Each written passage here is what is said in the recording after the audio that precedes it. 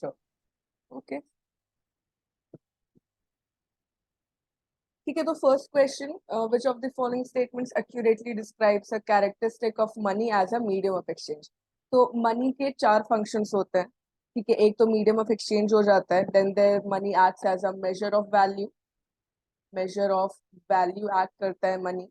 After that store of value and standard for deferred payment, standard for deferred payments. ये money के basic functions होते हैं, right.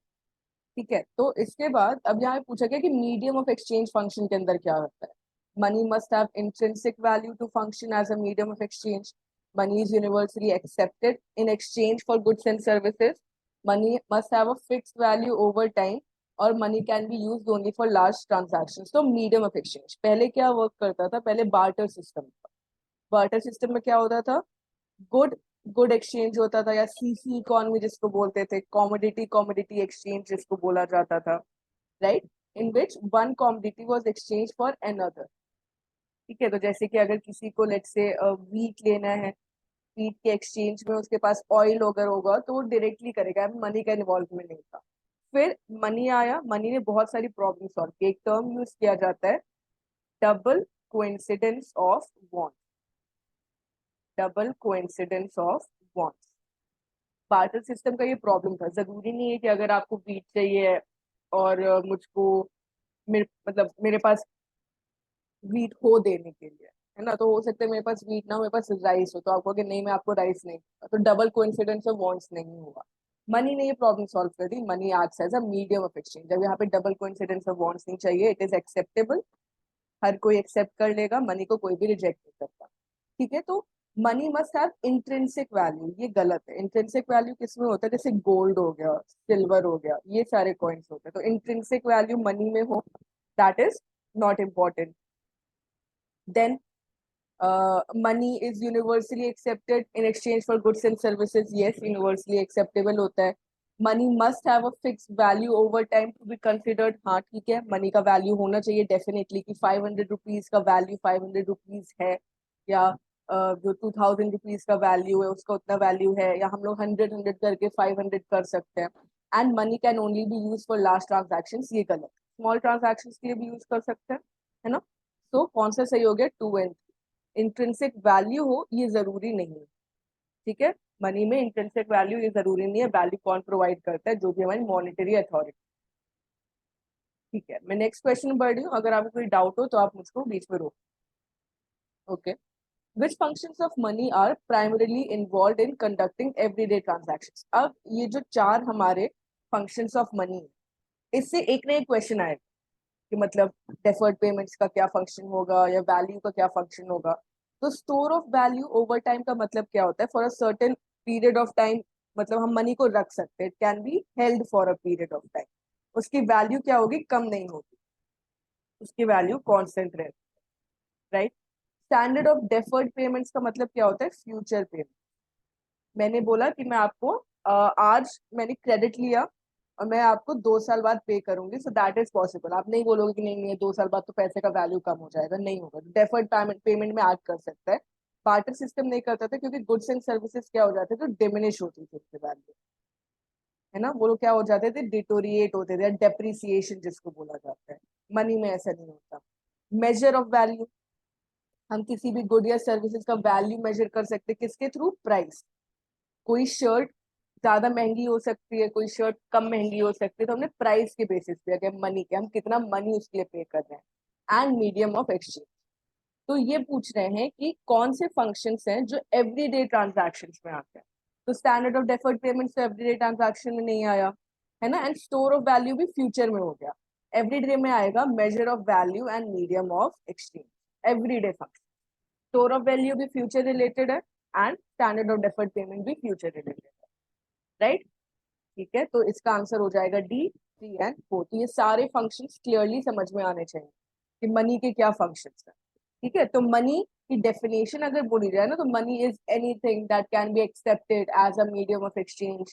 ठीक है, and it can perform these functions. इस तरीके की मनी की डेफिनेशन चल। बेसिकली क्या होता है, universally accepted.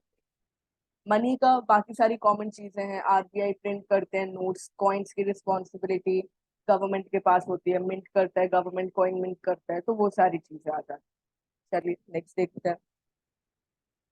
Which of the following statements is or are not true for money supply? अब मनी सप्लाई मतलब इकोनॉमी में सर्कुलेशन में कितना मनी, इकोनॉमी में सर्कुलेशन में कितना मनी कौन डिटरमाइन करता है? आरबीआई, जो भी सेंट्रल गवर्नमेंट है वो डिटरमाइन करेगा कि कितना सर्कुलेशन। तो money supply is a flow concept, money supply is a stock concept, money supply data recorded and published by RBI on a fortnightly basis, money supply affects only monetary factors।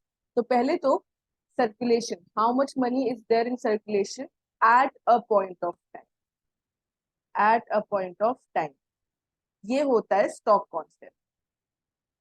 during a period of time, during a period of time ये होता है flow concept। तो money circulation जो बताता है वो बताता है stock of money available in the economy, तो it is a stock concept. Flow concept money supply नहीं होता है। 10 money supply data exactly publish करता है RBI on a fortnightly basis, correct है, ये स्टेटमेंट भी सही है। जो थर्ड है इसमें बोला है कि only monetary factors and not real factors, ऐसा नहीं। रियल फैक्टर्स में क्या आ जाएंगे?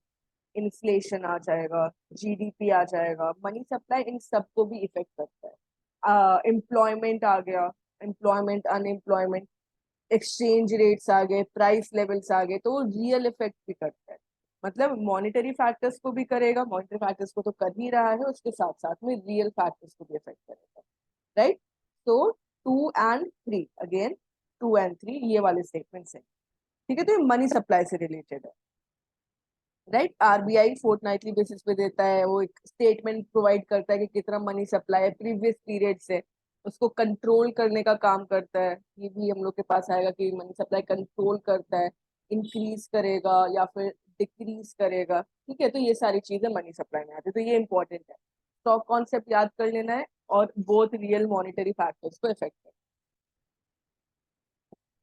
Next, narrow money increase. अब देखिए आरबीआई क्या करता है, आरबीआई मनी सप्लाई को मेजर करता है, तो उसके 4 मेजर्स हैं, M1, M2, M3, M4। ये 4 मेजर्स है मनी सप्लाई के, किसके बेसिस पे? लिक्विडिटी।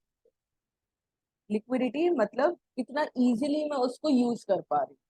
जो भी मनी, इसमें टाइप्स ऑफ मनी आते हैं सबके अंदर, वो बताते हैं लिक्विडिटी। तो पूछ रहे हैं नैरो मनी, एक होता है नैरो मनी, एक होता है ब्रॉड मनी।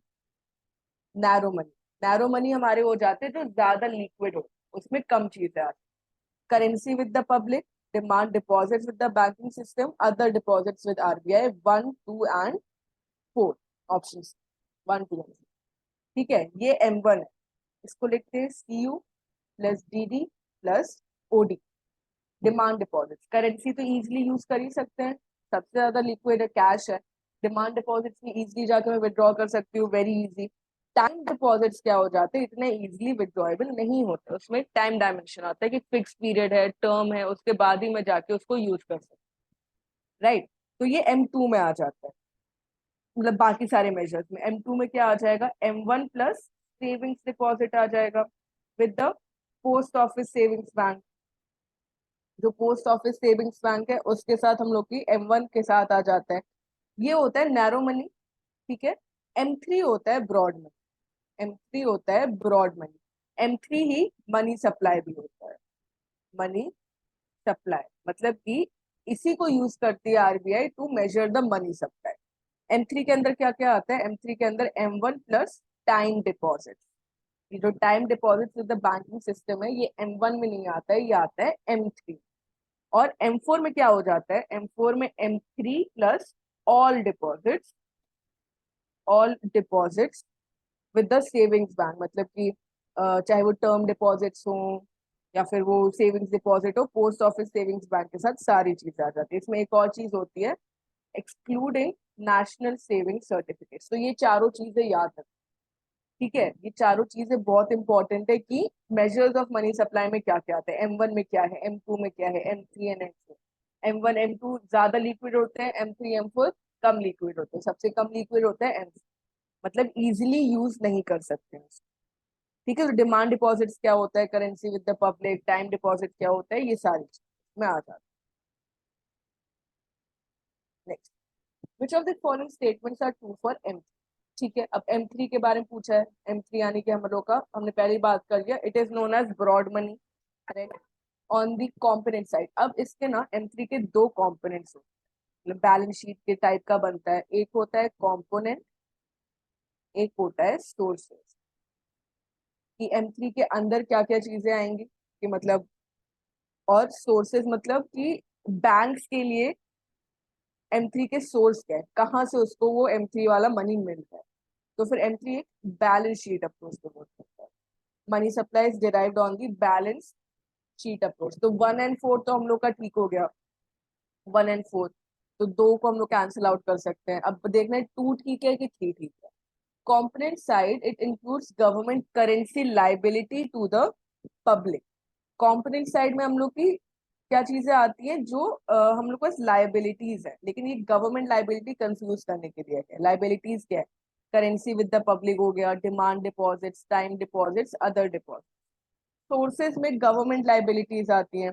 फिर उसके बाद असेट्स आ जाते हैं, सारे असेट्स जो भी क्रेडिट बैंक प्रोवाइड कर रहा है, गवर्नमेंट को प्रोवाइड कर रहा है, या फिर इंडिविजुअल्स को प्रोवाइड कर रहा है, कमर्शियल सेक्टर को प्रोवाइड कर रहा है।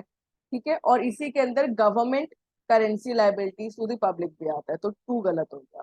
On the sources side it includes bank credit, ये सही। तो क्या हो गया हमारे पास, 1, 3 एंड 4। ठीक है, तो M3 अलग से क्यों पूछा गया, बिकॉज M3 इज इंपॉर्टेंट, ये मनी सप्लाई। ठीक है, M3 मनी सप्लाई है, इसीलिए M3 को यूज किया जाता है, इसीलिए M3 से क्वेश्चन आने के भी चांसेस ज्यादा। ठीक है, तो M1, M2, M3, M4 ये याद कर लीजिएगा कि किसके अंदर क्या क्या component. Which of the following statements are true for money multiplier? अब money multiplier another concept. Money multiplier क्या बोलता है कि जितना पैसा बैंक के पास आता है, बैंक उसको मल्टीप्लाई कर देता है, मल्टीप्लाई कर देता है सर्टेन टाइम्स, 2 टाइम्स, 3 टाइम्स, है ना। वो किस पे डिपेंड करता है, वो डिपेंड करता है आरबीआई ने जो लीगल रिजर्व रेशियो सेट किया होता है। लीगल रिजर्व रेशियो जिसमें हम लोग का CRR, SLR आता है, तो वो सेट किया होता है। उसके हिसाब से बैंक मल्टीप्लाई करता है। जैसे कि अगर बैंक के पास 1000 रुपीज का डिपॉजिट आया है, तो बैंक उसको मल्टीप्लाई करके 5000 रुपीज कर सकता है। वो डिपॉजिट करेगा, फिर उसके वो लोन देगा, फिर उसके पास डिपॉजिट आएगा, फिर लोन देगा, ऐसे करके। तो मनी मल्टीप्लायर। ठीक है, तो देखते हैं। Money multiplier explains the process through which the base money created by the central bank multiplies in the banking system. Base money जो ओरिजिनल मनी है, जो कि आरबीआई क्रिएट करता है, ठीक है, वो कैसे मल्टीप्लाई होता है बैंकिंग सिस्टम में। ठीक है, 1 सही हो गया। It is a concept developed by Adam Smith and Marshall. अब एडम स्मिथ और मार्शल हम लोग के जो है ना, ये पुराने इकोनॉमिस्ट हो जाते हैं। इन्होंने multi multi money multiply concept नहीं दिया था। बेसिकली किसका नाम आता है, फ्रीडमैन का। फ्रीडमैन का नाम आता है, और शॉर्ट्स का भी नाम आता है, बट ज्यादातर फ्रीडमैन का नाम यूज किया जाता है। तो 2 हम लोग ने कैंसिल आउट कर। फिर money multiply could be derived as broad money by reserve money. ठीक है, ये इसका फॉर्मूला है। मनी मल्टीप्लाई का फॉर्मूला क्या होता है, इसको ऐसे लिखा जाता है, ब्रॉड मनी। ब्रॉड मनी हम लोग को जैसे M3 हो गया, और रिजर्व मनी या बेस मनी हो जाता है M0। तो मतलब M0 को जो आरबीआई ने दिया, उसकी वजह से हमारा कितना M3 क्रिएट हुआ, कितने टाइम्स मल्टीप्लाई होके M3 क्रिएट हुआ। ठीक है, and currency to deposit ratio, जो CDR होता है हम लोग का, करेंसी टू डिपॉजिट रेशियो, ये डिटर्मिनेंट होता है किसका, कि मनी मल्टीप्लायर होगा। तो करेंसी टू डिपॉजिट रेशियो क्या मतलब है, कि कितनी करेंसी है, उसमें से कितना डिपॉजिट लोग कर रहे हैं बैंक में। तो ये सेंट्रल बैंक की पॉलिसी पे थोड़ा डिपेंड करेगा। सेंट्रल बैंक की पॉलिसी पे तो CRR, SLR डिपेंड करेगा। CDR डिपेंड किस पे करता है, पब्लिक के ऊपर। पब्लिक डिपॉजिट क्रिएट कर रही है ना, तो पब्लिक के ऊपर डिपेंड करता है। तो only 1 and CDR depends on public, कि मतलब सेव करना चाह रहे हैं कि नहीं करना चाह रहे हैं। रिक्वायर्ड रिजर्व किस पे डिपेंड करता है, वो सेंट्रल बैंक पॉलिसी पे होता है। ठीक है, तो ये भी आप याद रख लेना, जो रिक्वायर्ड रिजर्व है LRR, कि बैंक को अपने total net demand time liabilities का कितना पार्ट, जिसको NT net demand time liabilities होती है, उसका कितना पार्ट उसको अपने पास रखना है, कितना पार्ट उसको आरबीआई के पास रखना है, पोर्शन फ्रैक्शन, है ना। तो वो चीज आती है, वो सेंट्रल बैंक पॉलिसी है। सीडीआर किस पे डिपेंड करता है? पब्लिक के ऊपर, कि मतलब वो अपनी करेंसी में से कितना डिपॉजिट कर रहे हैं बैंक। चलिए, तो ये मनी सप्लाई से रिलेटेड क्वेश्चन से क्या क्या याद रखने हैं? मनी सप्लाई के मेजर्स याद करने हैं, मनी सप्लाई मनी के फंक्शंस याद करने हैं, और M3 इंपॉर्टेंट है, मनी मल्टीप्लायर का कॉन्सेप्ट याद करना। ठीक है, फॉर्मूला याद कर लीजिएगा, base money, reserve money, broad money, ये सारी चीजें क्या होती हैं, सीडीआर, और जो रिजर्व रेशियो है, टोटल डिपॉजिट रेशियो, वो सारी चीजें किससे किस पे डिपेंड होता है, याद रखिएगा। ठीक है, ये सारी चीजें नोट कर लीजिए नोटबुक में, जहां भी आप नोट्स कर रहे हो वहां पे नोट कर लीजिए, क्योंकि ये सारी चीजें फिर आपको अलग से बुक खोलने की जरूरत नहीं पड़ेगी। ठीक है, चलिए। Which of the following statements are true for the causes of inflation? Inflation की डेफिनेशन जहां भी दी हो, देखिएगा कि जनरल राइज इन प्राइसेस दिया है, केवल राइज इन प्राइस या फिर short term rise in price नहीं, जनरल राइज इन प्राइस। मतलब कि पूरी इकोनॉमी में, ऐसा नहीं कि केवल फूड आर्टिकल्स महंगे हो रहे हैं या केवल क्लोथिंग महंगी हो रही है, नहीं, सब में, हर एक सेक्टर में, हर एक कॉमोडिटी में प्राइस राइज हो रहा है, कॉन्टिन्यू लॉन्ग टर्म राइज हो रहा है।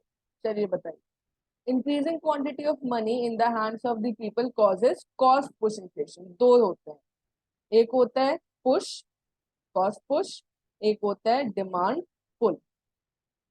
कॉस्ट के बढ़ने की वजह से इन्फ्लेशन हो गया, या डिमांड के बढ़ने की वजह से इन्फ्लेशन हो गया, दोनों ही चीजें हो सकती हैं। कॉस्ट कब बढ़ेगा? जब इनपुट प्राइसेस बढ़ जाएंगे, तो it would be expensive for the suppliers to supply, और गवर्नमेंट हैज इंक्रीज टैक्सेस, तो again it would be expensive. Demand push कब होता है? जब लोगों की इनकम बढ़ जाती है, ये पब्लिक है, when public's income increases so their demand would increase but supplies remain constant, supply नहीं इंक्रीज होगा, so there is too much money chasing too less goods। ये एक टर्म यूज किया जाता है कि बहुत सारा पैसा है लोगों के पास पर उतना प्रोडक्शन नहीं हुआ है, राइट। तो उसकी वजह से क्या किया, सप्लायर्स ने प्राइस बढ़ा दी। ठीक है, चलिए, तो increasing quantity of money in the hands of public causes cost push inflation, नहीं, डिमांड पुल होता है। Demand pull inflation is caused by substantial increases in the cost of production, नहीं, उल्टा है, यहाँ पे कॉस्ट पुश होगा, यहाँ पे डिमांड पुल होगा। If prices of some key inputs like oil rise, producers will have to either adjust output or translate higher costs into higher output prices। या तो क्या कर सकते हैं वो लोग, आउटपुट इंक्रीज कर सकते हैं, या तो प्राइसेस बढ़ा सकते हैं, करेक्ट है। या तो आउटपुट बढ़ाओ, लेकिन तुरंत हम लोग के लिए प्रोडक्शन बढ़ाना इजी नहीं होता है, बिकॉज रिसोर्सेज फिक्स्ड होती हैं हम लोगों की, हम लोगों ने कल के क्लास में देखा था, रिसोर्सेज फिक्स्ड होती हैं। तो खैर, ये दोनों ऑप्शंस अवेलेबल होते हैं उनके पास, and if aggregate supply does not follow suit, prices will rise। Correct. तो कौन कौन से सही हो गए? 3 and 4। अगर एग्रीगेट सप्लाई इंक्रीज नहीं करेंगे तो प्राइसेस इंक्रीज हो जाए, बिकॉज डिमांड ज्यादा है, सप्लाई उतनी नहीं। ठीक है, तो इन्फ्लेशन का कॉन्सेप्ट, इन्फ्लेशन का मीनिंग, टाइप्स, ये सारी चीजें अभी क्लियर होनी चाहिए। ठीक है, चलिए। Consumer price index is calculated, दो चीजें होती है, सीपीआई, डब्ल्यूपीआई।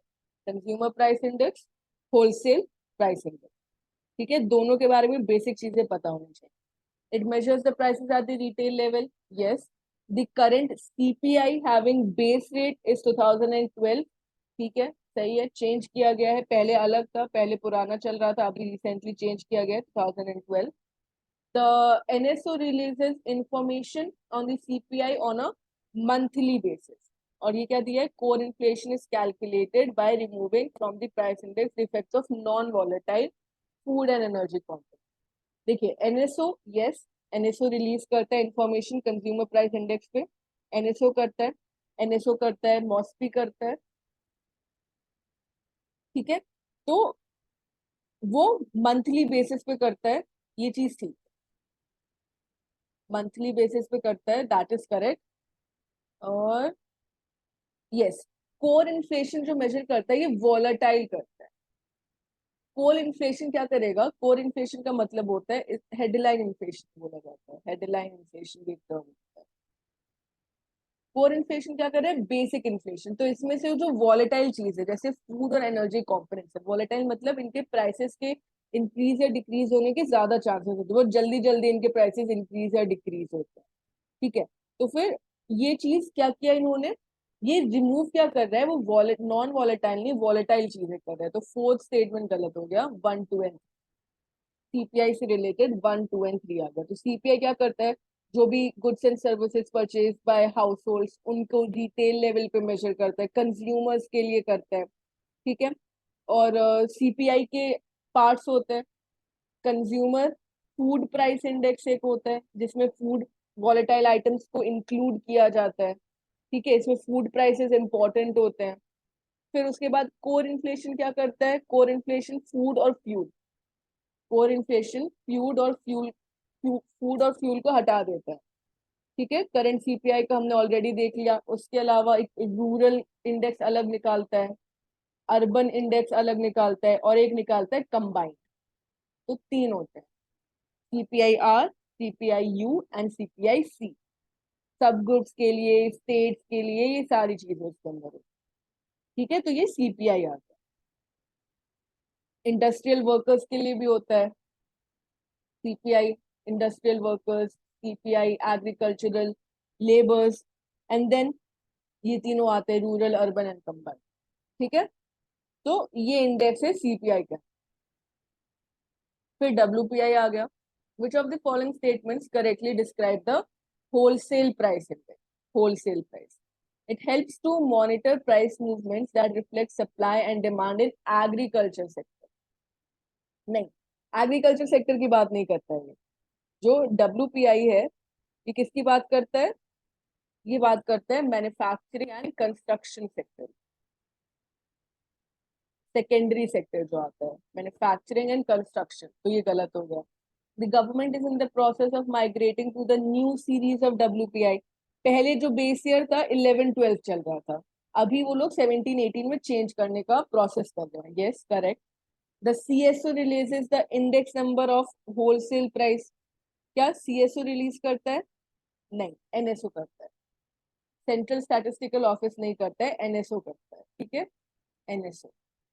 दोनों डब्ल्यूपीआई और सीपीआई दोनों ही एनएसओ करता है, एंड मंथली बेस।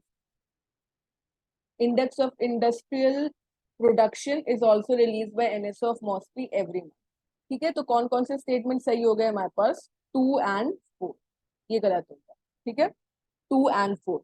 तो डब्ल्यूपीआई में क्या आ गया कि मतलब एक बास्केट ऑफ गुड्स होता है, एक फिक्स्ड बास्केट ऑफ गुड्स की बात करता है ये, होलसेल लेवल पे बात करता है ये। ठीक है, होलसेल स्टेज पे कंज्यूमर्स की बात नहीं करता है, इंडस्ट्री की बात करता है, इंडस्ट्री मैन्युफैक्चरिंग कंस्ट्रक्शन सेक्टर्स की। और मेन जो इसका फंक्शन होता है, इंटरनल ट्रेड को प्रमोट करना, इंडस्ट्री को प्रमोट करना, ये सारी चीजें इसके अंदर आती। ठीक है, ये याद रखिएगा, एनएसओ मोस्टली ये रिलीज करता है इंडस्ट्रियल प्रोडक्शन, और इंडेक्स एनएसओ देता है, सीएसओ नहीं देता। बेस ईयर करेंटली 2011-12, बट उसको चेंज करने का काम है। GDP deflator is a measure of the level of prices of all new domestically produced final goods and services। तो ये एक टर्म होता है, तीन चीजें होती हैं। हम लोग ने देख लिया सीपीआई डब्ल्यूपीआई, एक और नया तरीका क्या है, GDP deflator. Select the correct state. GDP deflator, it is also called implicit price deflator. It is a measure of GDP growth. क्या उसको इम्प्लिसिट प्राइस डिफ्लेटर कहते हैं? फिर the GDP deflator is based on a big fixed basket of goods and services available only on monthly basis। GDP price deflator is equal to real GDP divided by nominal। सबसे पहले तो ये देख लो, real GDP क्या होता है, nominal GDP क्या होता है। रियल जीडीपी होता है जब जीडीपी हम लोग कांस्टेंट प्राइसेस पे कर रहे होते हैं। नॉमिनल जीडीपी होता है जब करंट प्राइसेस। हम लोग जीडीपी कैलकुलेट करते हैं कांस्टेंट प्राइसेस मतलब बेस ईयर लेते हैं, हमने एक बेस ईयर ले लिया, हम बेस ईयर प्राइसेस पे करंट आउटपुट को मेजर कर रहे हैं जीडीपी करने के लिए। ठीक है, जीडीपी को सिंपल तरीके से तो क्या इनकम है, प्राइस इनटू क्वांटिटी, इनकम बता देगा हमको।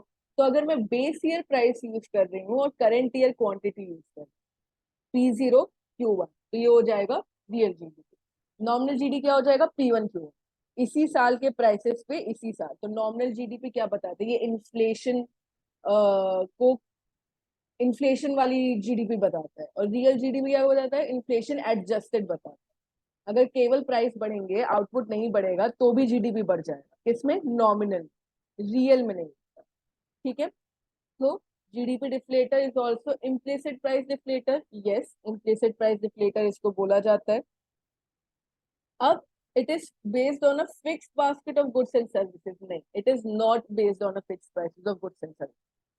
मतलब कि फिक्स बास्केट किसमें होता है, डब्ल्यूपीआई में होता है। ये क्या करता है, जितने भी goods and services, total entire range of goods and services जो कि इकोनॉमी में बनाए जा रहे हैं, चाहे वो होलसेल हो, चाहे वो कंज्यूमर हो, कुछ भी, सबको इंक्लूड करता है, एक ज्यादा ब्रॉड मेजर देता है inflation. GDP is available only on monthly basis, ऐसा नहीं है। जीडीपी, पहले चलिए रियल एस्टेट में देख लेते हैं ये क्या होता है। GDP deflator is equal to nominal GDP by real GDP into 100। ये इसका करेक्ट फॉर्मूला होता है, nominal GDP divided by real GDP into 100। ठीक है, nominal GDP by real GDP into 100। GDP deflator monthly basis पे नहीं होता है, जीडीपी डिफ्लेटर क्वार्टरली बेसिस पे होता है, क्वार्टरली बेसिस पे होता है। ठीक है, तो जीडीपी डिफ्लेटर हम लोग का किसके बेसिस पे होता है, क्वार्टरली बेसिस पे। सीपीआई और डब्ल्यूपीआई हम लोग का एवरी मंथ होता है, लेकिन ये ओनली क्वार्टरली बेसिस पे। तो स्टेटमेंट्स हम लोग के सही हो गए, 1 और 4, ऑप्शन नहीं है यहाँ पे, तो 1 और 4 सही है। नहीं देखो, 4 तो है ही नहीं, 4 भी नहीं है यहाँ पे, तो कोई भी सही नहीं होगा।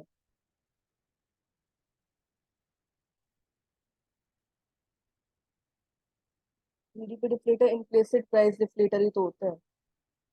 फर्स्ट वाला स्टेटमेंट केवल सही है, ये भी सही नहीं है। ठीक है, ये मंथली बेसिस पे नहीं होता है, क्वार्टरली बेसिस पे होता है। इसका फॉर्मूला होता है nominal GDP by real GDP in 200 and it is based on a fix basket of goods and services. ये भी गलत है, तो ओनली वन, 4 भी थोड़ी ना, 4 का फॉर्मूला तो गलत दिया हुआ था, ओनली वन। ठीक है, तो जीडीपी डिफ्लेटर ये हमको बताता है, ये हमको बताता है कि अगर हम लोग नॉमिनल और रियल जीडीपी में कंपेयर कर रहे हैं, तो हमें बताएगा कि इन्फ्लेशन कितना हो।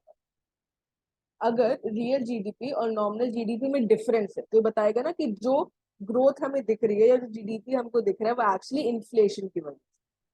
ठीक है, तो ये कॉन्सेप्ट होता है जीडीपी डिफरेंस का। ओके, इस चैप्टर से कोई डाउट है, मनी सप्लाई एंड इन्फ्लेशन, और कैन वी मूव फॉरवर्ड।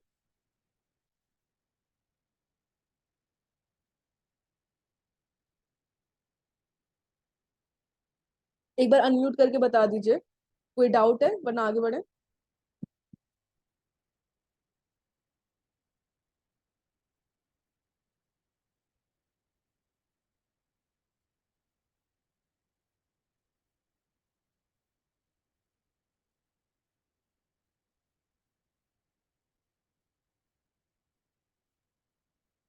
आगे बढ़िए मैडम। ओके, ठीक है, नेक्स्ट चैप्टर हम लोग का थ्योरीज ऑफ इंटरेस्ट। इंटरेस्ट हमको पता है, इंटरेस्ट क्या होता है, लोन्स पे जो कि पे किया जाता है, या फिर इंटरेस्ट हमको मिलता भी है। इंटरेस्ट हम लोग का एक सोर्स ऑफ इनकम होता है। ठीक है, इंटरेस्ट हम लोग का सोर्स ऑफ इनकम होता है। तो it is one of the 4 types of income, there are 4 types of income that exist. Interest होता है, उसके अलावा और कौन कौन से इनकम्स होते हैं, rent, capital, wages, dividend, profit. हम लोगों के क्या होता है, एक तो होता है हम लोग का factors of production, factors of production. Factors of production के रिटर्न में हमको इनकम मिलती है। फैक्टर्स ऑफ प्रोडक्शन होते हैं land, labour, capital and entrepreneur. Land के बदले में मिलता है रेंट, लेबर के बदले में मिलता है वेजेस, कैपिटल के बदले में मिलता है इंटरेस्ट, एंड एंटरप्रेन्योर के बदले में मिलता है प्रॉफिट। तो फिर रेंट हो गया, वेजेस, इंटरेस्ट हो गया and profit, 1, 3 and 5। Capital factor of production में आता है, dividend is a part of profit, we can say dividend is a part of profit. ठीक है, तो रेंट, वेजेस एंड प्रॉफिट, ये और इंटरेस्ट, ये हम लोग के four types of income, four types of income. चलिए, अब ये जो क्वेश्चन हम लोग के आएंगे ना, बेसिकली दो तीन थ्योरीज हैं जो इंटरेस्ट से रिलेटेड दी गई हैं। क्लासिकल थ्योरी है जो अर्लीस्ट थ्योरी थी, किनेशियन थ्योरी है जो न्यू थ्योरी आई है, उसके अलावा भी है न्यू क्लासिकल वगैरह, बट हम लोग को मेनली दो पे फोकस करना है, क्लासिकल थ्योरी पे करना है और कीन्स पे करना है। और एक उनका कॉम्बिनेशन है जो हिक्स ने दिया है, वो है आईएसएम। चलिए, तो फिर क्लासिकल थ्योरी से रिलेटेड यहाँ पे question, select the correct statements for the classical theory of it. Classical theory से related, rate of interest is determined by the equilibrium of demand and supply of savings. It is also known as monetary theory of interest. Demand for savings comes from investors. For investment, savings entail reducing consumption. For a particular level of income, the supply of savings decreases with increase in interest. देखिए, ये chapter थोड़ा सा detail में पढ़ने की जरूरत है आपको, ये सारे क्वेश्चंस आंसर करने के लिए।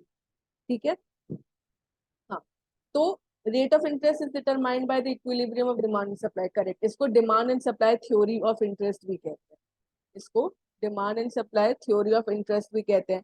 इसके अंदर जो हम लोग क्लासिकल इकोनॉमिक्स है, जैसे कि मार्शल है और स्मिथ, एडम स्मिथ का नाम लिया जाता है यहाँ पे, एडम स्मिथ से ज्यादा फिशर का नाम लिया जाता है यहाँ पे। ठीक है, तो ये क्लासिकल थ्योरी इन्होंने दी थी, इन्होंने सेविंग्स पे फोकस किया था।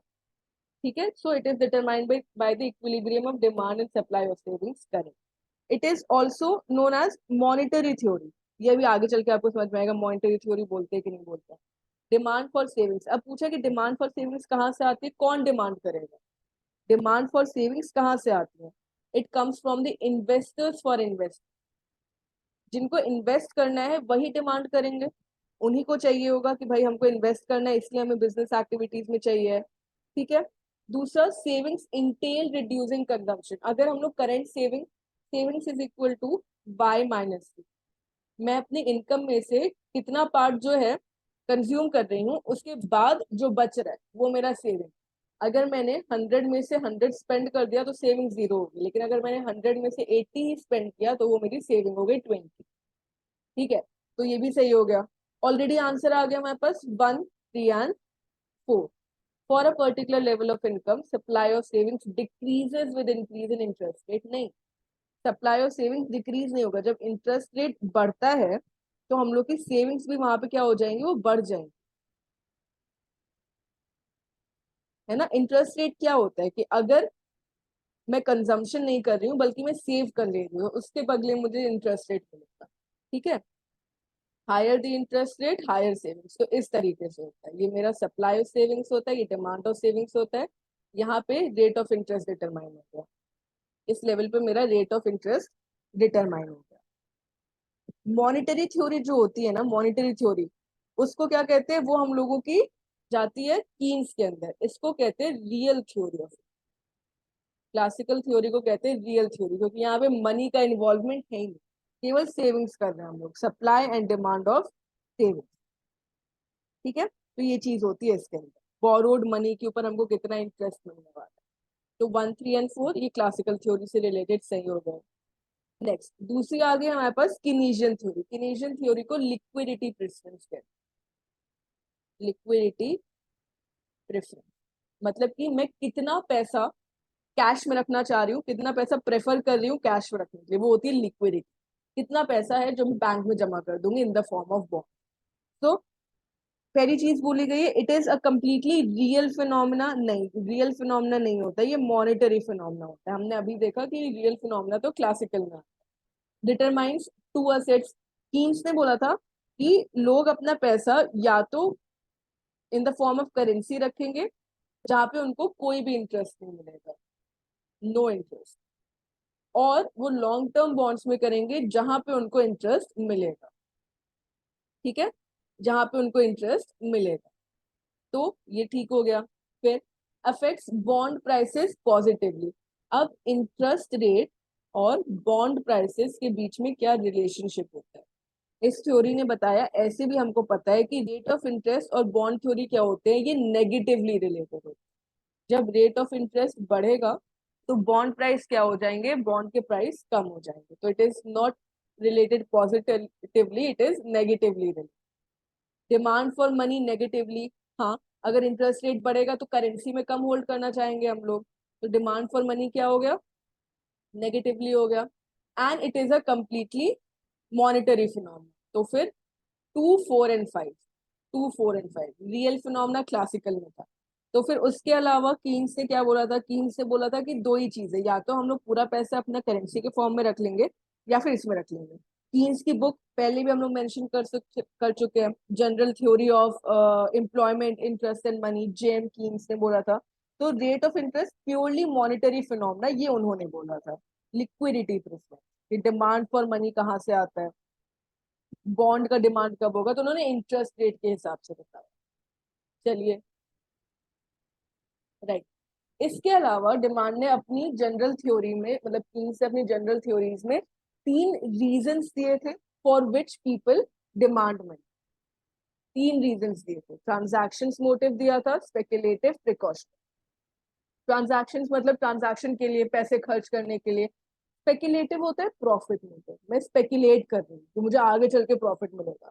प्रिकॉशनरी होता है इमरजेंसी, प्रिकॉशन, हेल्थ इमरजेंसी का सिर्फ। तो इसके अकॉर्डिंग स्टेटमेंट देखते हैं। Transaction motive, the urge to hold cash balances for unforeseen contingencies is referred to as a precautionary purpose. नहीं, तो ट्रांजैक्शन मोटिव नहीं है, तो प्रिकॉशनरी हो गया, अनफोर्सीन कॉन्टिजेंसीज। ट्रांजैक्शन मोटिव के अंदर क्या होता है, जो डेली हम लोगों के एक्सपेंसेस होते हैं, इनकम मोटिव के लिए रखा जाता है इसको, income motive. Income motive daily expenses के लिए, रॉ मटेरियल, ट्रांसपोर्टेशन, वेजेस, ये कंज्यूमर्स के लिए इनकम मोटिव हो गया। और जो प्रोड्यूसर्स उनके लिए बिजनेस मोटिव बोल सकते हैं, बिजनेस मोटिव। स्पेकुलेटिव, तो ये तो गलत हो गया, ये गलत हो गया। Speculative motive, business also keep cash in hand to satisfy immediate demands. Again speculative नहीं, ट्रांजैक्शंस मोटिव इमीडिएट डिमांड्स है, जो डेली ट्रांजैक्शंस है।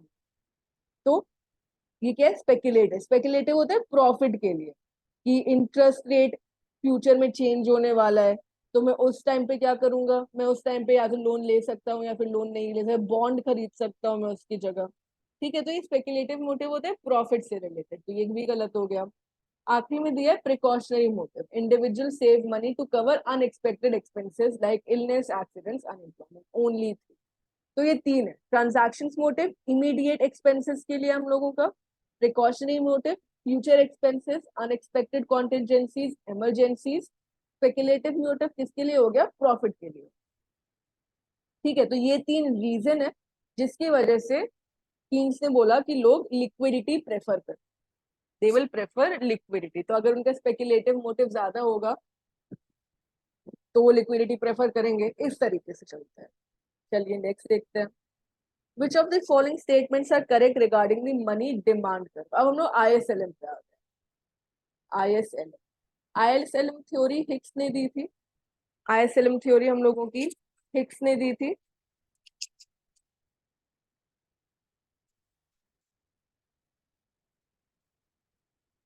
अच्छा रुकिए, अभी हम लोग कीन्स पे हैं, अभी हिक्स हैंसन पे नहीं आया, ये वाला कीन्स है।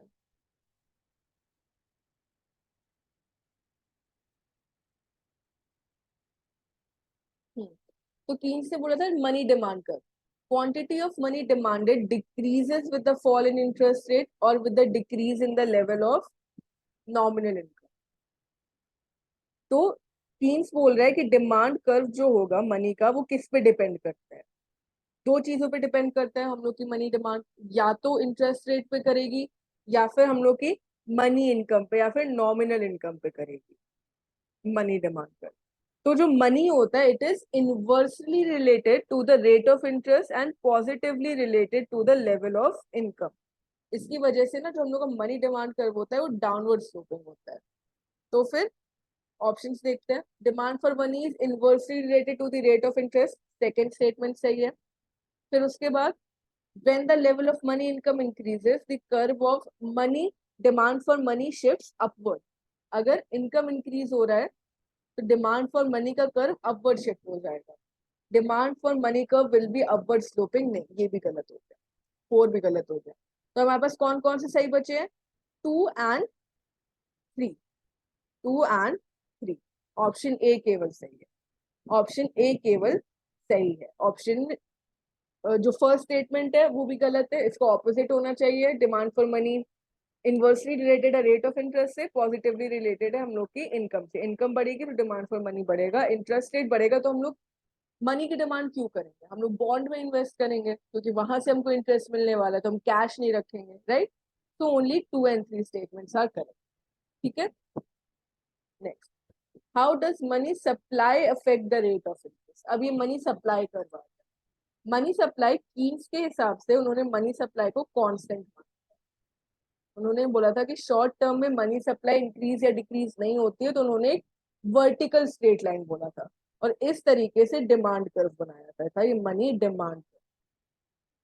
ठीक है, तो मनी सप्लाई उन्होंने क्या बोल दिया था? ऐसा constant, quantity of money constant है, चाहे रेट ऑफ इंटरेस्ट बढ़ रहा है या नहीं बढ़ रहा है। तो क्वेश्चन है, how does money supply affect the rate of interest given the money demand curve? अच्छा, अब यहाँ पे देखिए, हम्म कुछ दो स्टेटमेंट में तो मनी डिमांड कर्व दिया हुआ है, तो हम लोग उसको कैंसिल आउट भी कर सकते हैं। Given the money demand curve or the curve of liquidity preference, a decrease in the quantity of money brings down the rate of interest। दूसरा दिया है, given the money demand curve or curve of liquidity preference, increase in the quantity of money brings down the rate of interest। तो directly हम लोग इसमें answer की तरफ बढ़ते हैं, मतलब इसमें बार बार पढ़ने से क्या होगा? तो इसका क्या होता है, डिमांड, मनी डिमांड कर्व अगर चेंज नहीं हो रहा है, ठीक है, अगर क्वांटिटी ऑफ मनी क्या होता है, चेंज होता है, increase in the quantity of money, let say ऐसे होता है। ठीक है, पहले हम लोग का मनी सप्लाई यहाँ था, अब यहाँ हो गया। तो अब देखो, पहले इंटरेस्ट रेट इतना था, अब इंटरेस्ट रेट यहाँ आ गया, ये rate of interest rate R से R1 हो गया, तो डिक्रीज हो गया, है ना? मनी डिमांड कर्व चेंज नहीं हुआ है, लिक्विडिटी प्रेफरेंस कर्व चेंज नहीं हुआ है, increase in quantity of money हो गया, it will bring down the rate of interest. तो ये statement B, given the money demand curve, an increase in the quantity of money brings down the rate of interest। तो money supply कैसे effect कर रहा है rate of interest को? Inversely, अगर money supply increase हो रहा है तो रेट ऑफ इंटरेस्ट कम हो जाए। ठीक है, तो इस क्वेश्चन को ध्यान से समझो। इन दोनों को कैंसिल आउट क्यों किया? इसको जैसे यहाँ पे तो मनी सप्लाई कर्व दिया हुआ है यहाँ पे, तो इसको डायरेक्टली कैंसिल आउट कर सकते हैं हम लोग, ये दोनों स्टेटमेंट सेम दिए हुए हैं। क्योंकि मनी सप्लाई कर्व को कांस्टेंट तो रखना ही नहीं ना, चेंज करना है। Given the money supply curve का मतलब ये लोग क्या बोले कि मनी सप्लाई कर्व कांस्टेंट। ठीक है, तो वो तो होगा ही नहीं, अगर मनी सप्लाई कर्व कांस्टेंट तो क्वांटिटी चेंज होगी ही नहीं, है ना? तो इस सेकंड वाला स्टेटमेंट सही है।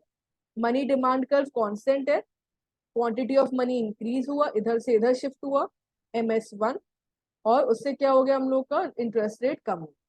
तो ये रिलेशनशिप याद है। ठीक है, अब आते हैं हम लोग ISLM थ्योरी। ISLM थ्योरी, ये थ्योरी दी है Hicks and Hansen.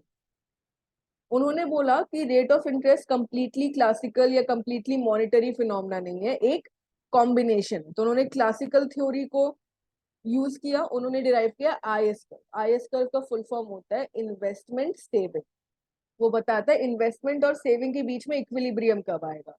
LM curve क्या होता है? LM कर्व होता है हम लोग का लिक्विडिटी प्रेफरेंस, वो demand and supply of money पे करता है, demand and supply of money पे, कि मतलब मनी डिमांड और मनी सप्लाई के बीच में इक्विलिब्रियम कहाँ होगा। तो ISLM थ्योरी हम लोग का क्या बताता है? ये बताता है गुड्स मार्केट में भी इक्विलिब्रियम बताता है, मनी मार्केट में भी इक्विलिब्रियम बताता है।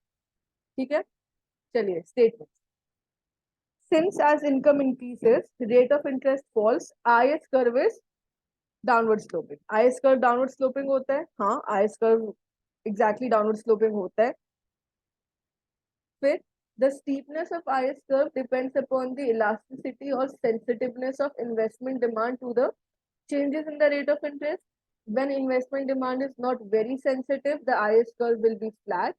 It shows the income levels which equalizes the saving and investment at various interest rate। ठीक है, तो हम लोग का IS कर्व अगेन वही सेम होता है, हम लोग का IS कर्व होता है वो डाउनवर्ड स्लोपिंग होता है, LM कर्व जो होता है वो हम लोगों का अपवर्ड स्लोपिंग। ये हो जाता है IS कर्व और ये हो जाता है LM कर्व। आईएस कर्व क्या हमको बताता है? आईएस कर्व बताता है कि जैसे जैसे इनकम इंक्रीज होगा रेट ऑफ इंटरेस्ट कम हो जाएगा, IS curve will slope downward. फिर दूसरी चीज ये बताता है steepness of IS curve depends upon the elasticity, कि मतलब investment demand rate of interest के चेंज होने की वजह से कितना इजीली चेंज हो रही है।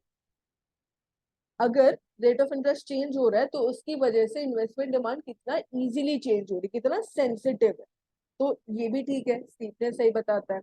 When investment demand is not very sensitive the IS curve will be relatively flat. नहीं, इसका ऑपोजिट होता है।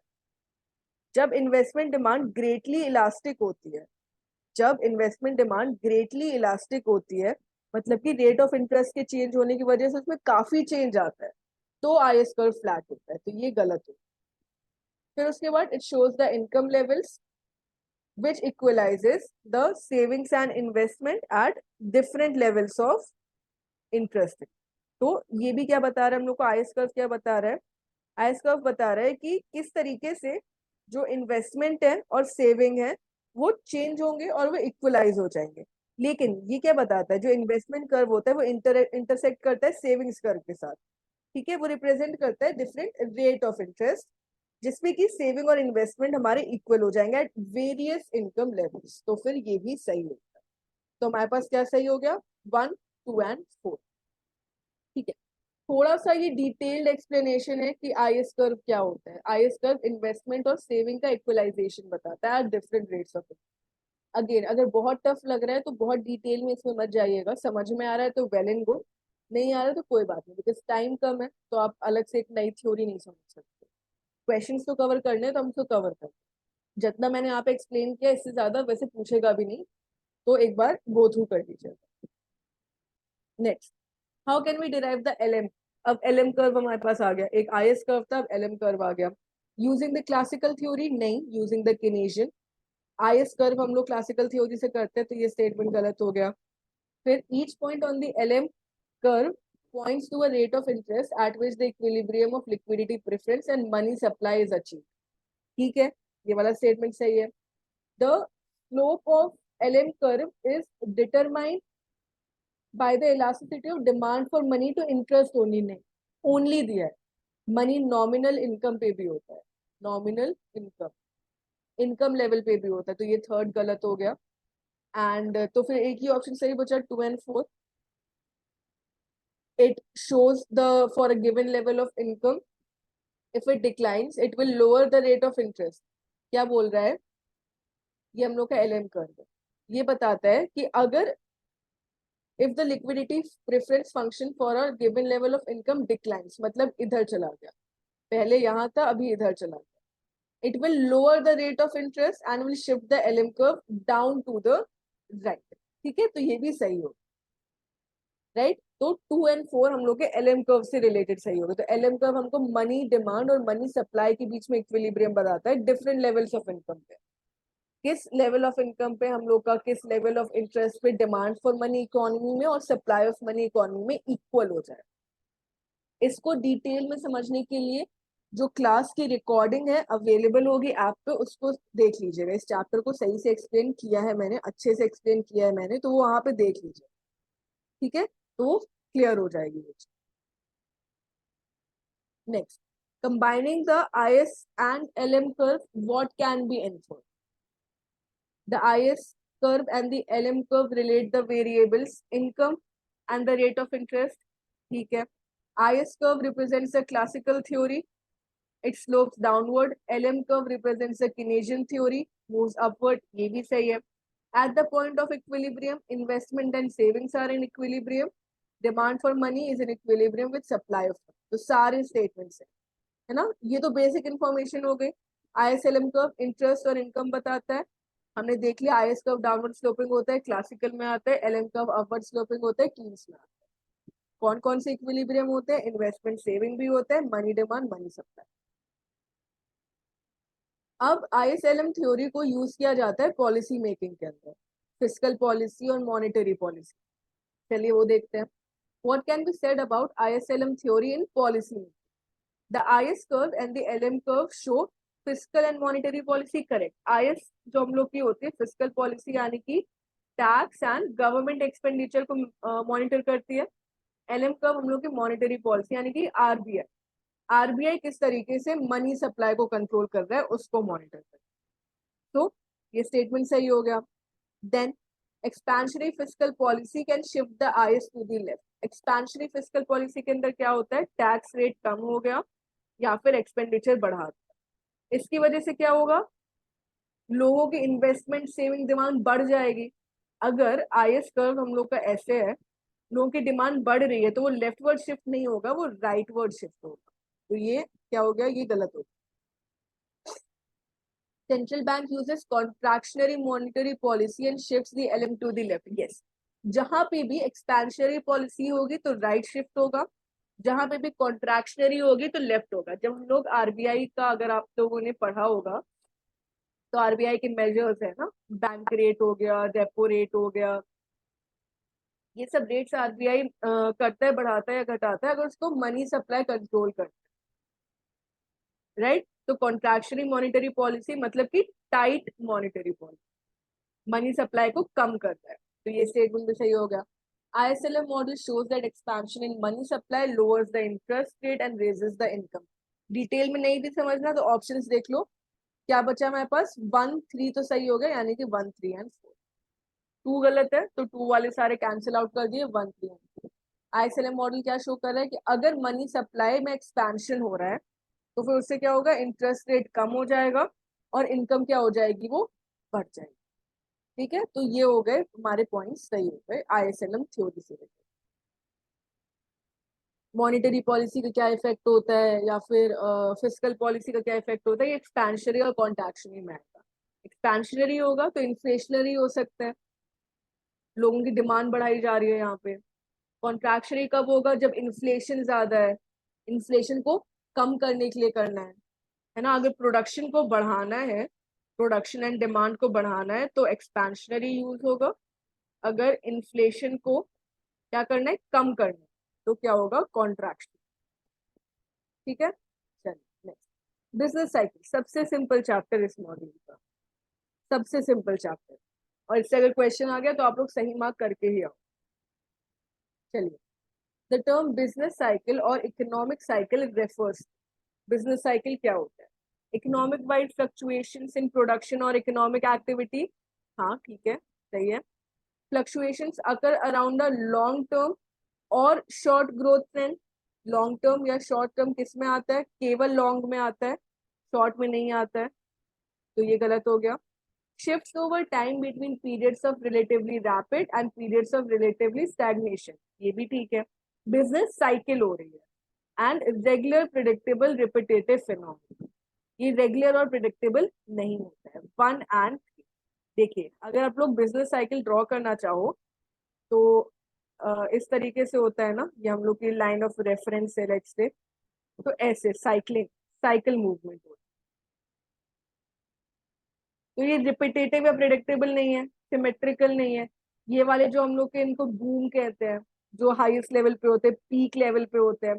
जो सबसे नीचे होते हैं इनको ट्रफ कहते हैं, रिसेशन डिप्रेशन इसके अंदर आता है। जो इस लाइन के ऊपर होते हैं इसमें क्या क्या आ रहा है हम लोगों के, रिकवरी आ रहा है और बूम आ रहा है या फिर पीक आ रहा है। ठीक है, उसके नीचे क्या क्या आता है हम लोग के, डिप्रेशन आ जाता है, रिसेशन आ जाता है, ये सारी चीजें। तो ये इसके कैरेक्टरिस्टिक्स है। क्या क्या कैरेक्टरिस्टिक्स है, बिजनेस साइकिल सिक्रोनिक है, मतलब कि पहले अपवर्ड मूवमेंट होगा फिर लो डाउनवर्ड मूवमेंट होगा। वेव लाइक मूवमेंट होता है, ये वेव्स की तरह वर्क करता है ना। बिजनेस साइकिल क्या होती है, कुछ ऐसा डेफिनेटिव नहीं होता, प्रेडिक्टेबल नहीं होता कि अच्छा इतने टाइम तक ही बूम चलेगा या इतने टाइम तक ही चलेगा। वेव्स आती हैं डेफिनेटली, बूम के बाद रिकवरी या फिर रिसेशन जो भी है वो आएगा, लेकिन कब आएगा ये हमको नहीं पता, तो प्रेडिक्टेबल नहीं। ठीक है, और ये देखो सिमेट्रिकल नहीं होते, जरूरी नहीं है कि जितने लेवल का ऊपर की तरफ वेव गया है उतने ही लेवल का नीचे की तरफ गया है, कम या ज्यादा होते हैं, तो सिमेट्रिकल नहीं। चलिए, which of the following is are not a characteristic of business cycle, not a character। business cycle synchronic है, हाँ ये तो सही है। cyclical fluctuations are recurring in nature, ये भी सही है, रिकर करते हैं। the up and down movements are symmetrical, नहीं symmetrical नहीं है। the upward movement is more certain than a downward movement, नहीं। जब हम लोग बूम की बात कर रहे हैं, लेट्स से ये है, तो जो अपवर्ड मूवमेंट होता है ये उतना डेंजरस नहीं होता है जितना कि डाउनवर्ड मूवमेंट होता है। जो डाउनवर्ड मूवमेंट है वो ज्यादा सडन होते हैं, ज्यादा वायलेंट होते हैं। तो कौन कौन से पूछा गया, नॉट अ कैरेक्टरिस्टिक्स, तो फिर 3 and 4। बाकी सारे इसके कैरेक्टरिस्टिक्स हैं। रिकरिंग होगा, सिंक्रोनिक होगा, इनडेफिनिट होता है, ठीक है। इस मतलब इनडेफिनिट नहीं होता है, कि हमको पता है कि हमेशा के लिए अच्छा टाइम या हमेशा के लिए बुरा टाइम नहीं चलेगा, वो चेंज हो, ठीक है। Which of the following are characteristics of a boom period. अब कुछ फेजेस होते हैं। एक फेज होता है बूम होता है, रिसेशन होता है, डिप्रेशन होता है, फिर रिकवरी, ये 4 फेजेस है ना। बूम होता है, उसके बाद क्या होता है, बूम के बाद रिसेशन आता है, रिसेशन के बाद डिप्रेशन होता है, और डिप्रेशन के बाद रिकवरी। सबसे रिसेंटली कब देखा, कोविड-19 के टाइम, ठीक है। तो which of the following are characteristics of boom period. अब market forces mismatch and inflation begins to rise. हाँ, बूम पीरियड में डेफिनेटली बहुत हाई प्रोडक्शन होता है, बहुत हाई डिमांड होता है, लेकिन मार्केट फोर्सेस मिसमैच हो जाते हैं। यहाँ पे क्या हो जाता है, demand is greater than supply हो जाता है, ठीक है। इन्फ्लेशन बिगिंस टू राइज हो गया। An increase in aggregate demand which must be accompanied by an increase in the level of production। अगर level of production नहीं बढ़ाया जाएगा तो उससे क्या होगा, डिसइक्विलिब्रियम हो जाएगा मार्केट में, है ना, डिसइक्विलिब्रियम हो जाएगा।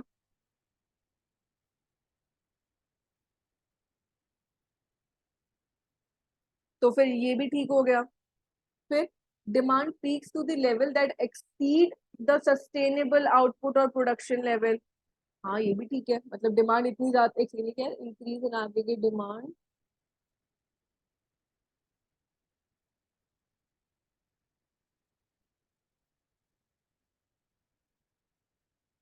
ठीक है।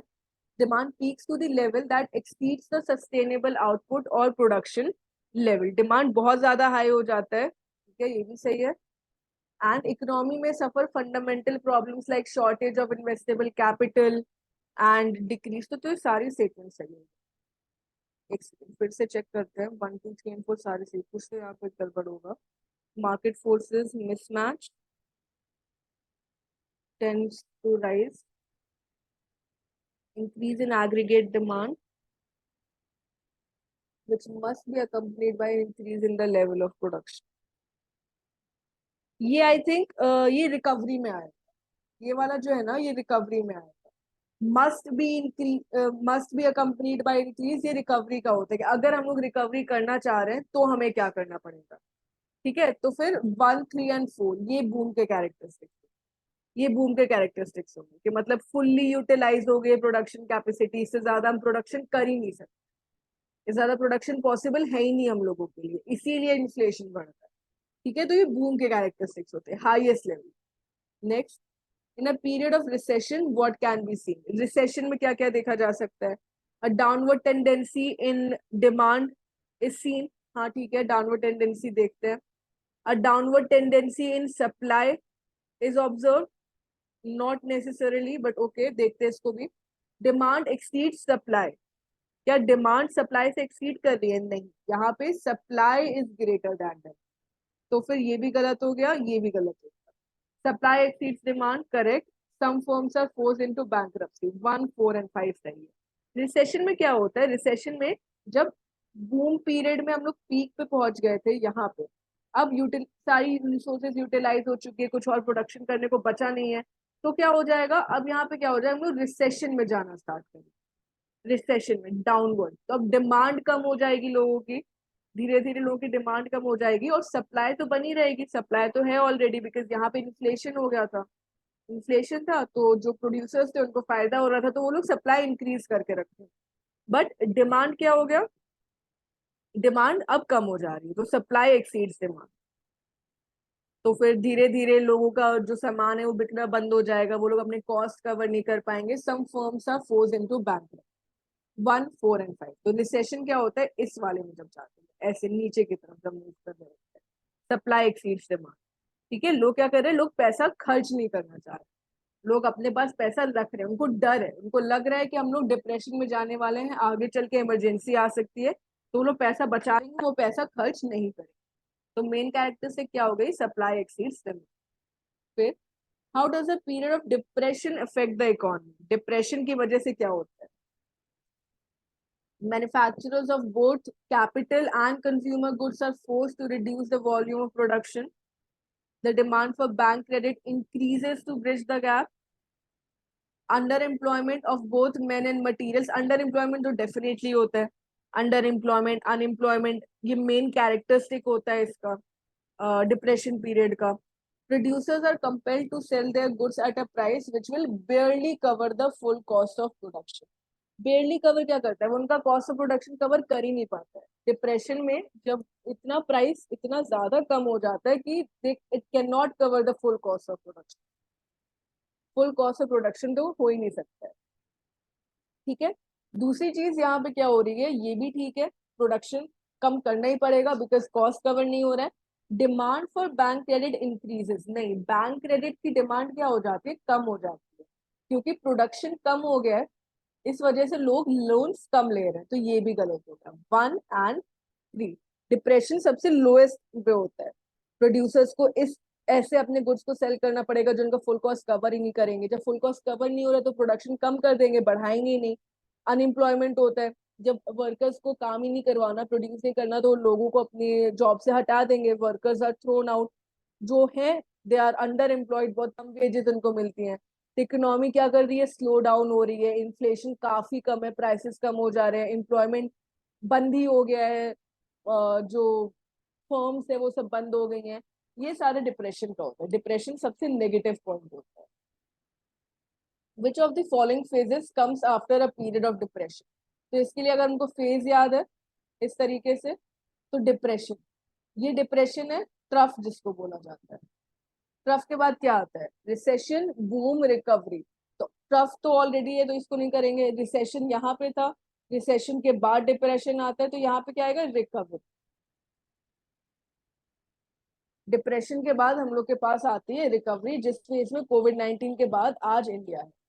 Next, which of the following statements are true about recovery, और रिकवरी के लिए कौन सा स्टेटमेंट ट्रू है? Depression itself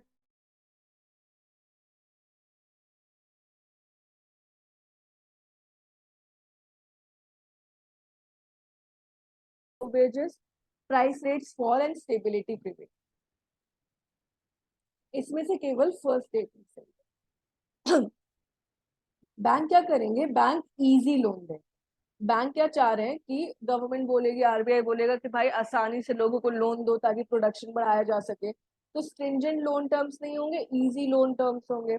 ideal workers are ready, वो रेडी होते हैं, अब उनको वापस एम्प्लॉयमेंट चाहिए। वो लोग बोल रहे हैं कि ठीक है, प्रोडक्शन एक्टिविटी बढ़ रही है, आप लोग अगर एम्प्लॉयमेंट दे रहे हो तो मैं एम्प्लॉयमेंट ले लूंगा चाहे कितने भी लो वेजेस है। Ideal workers are ready to work at low wages. Price rate fall नहीं होता है, प्राइस रेट इंक्रीज। डिप्रेशन में प्राइस रेट बहुत कम हो गया था, अब प्राइस रेट धीरे धीरे बढ़ना शुरू।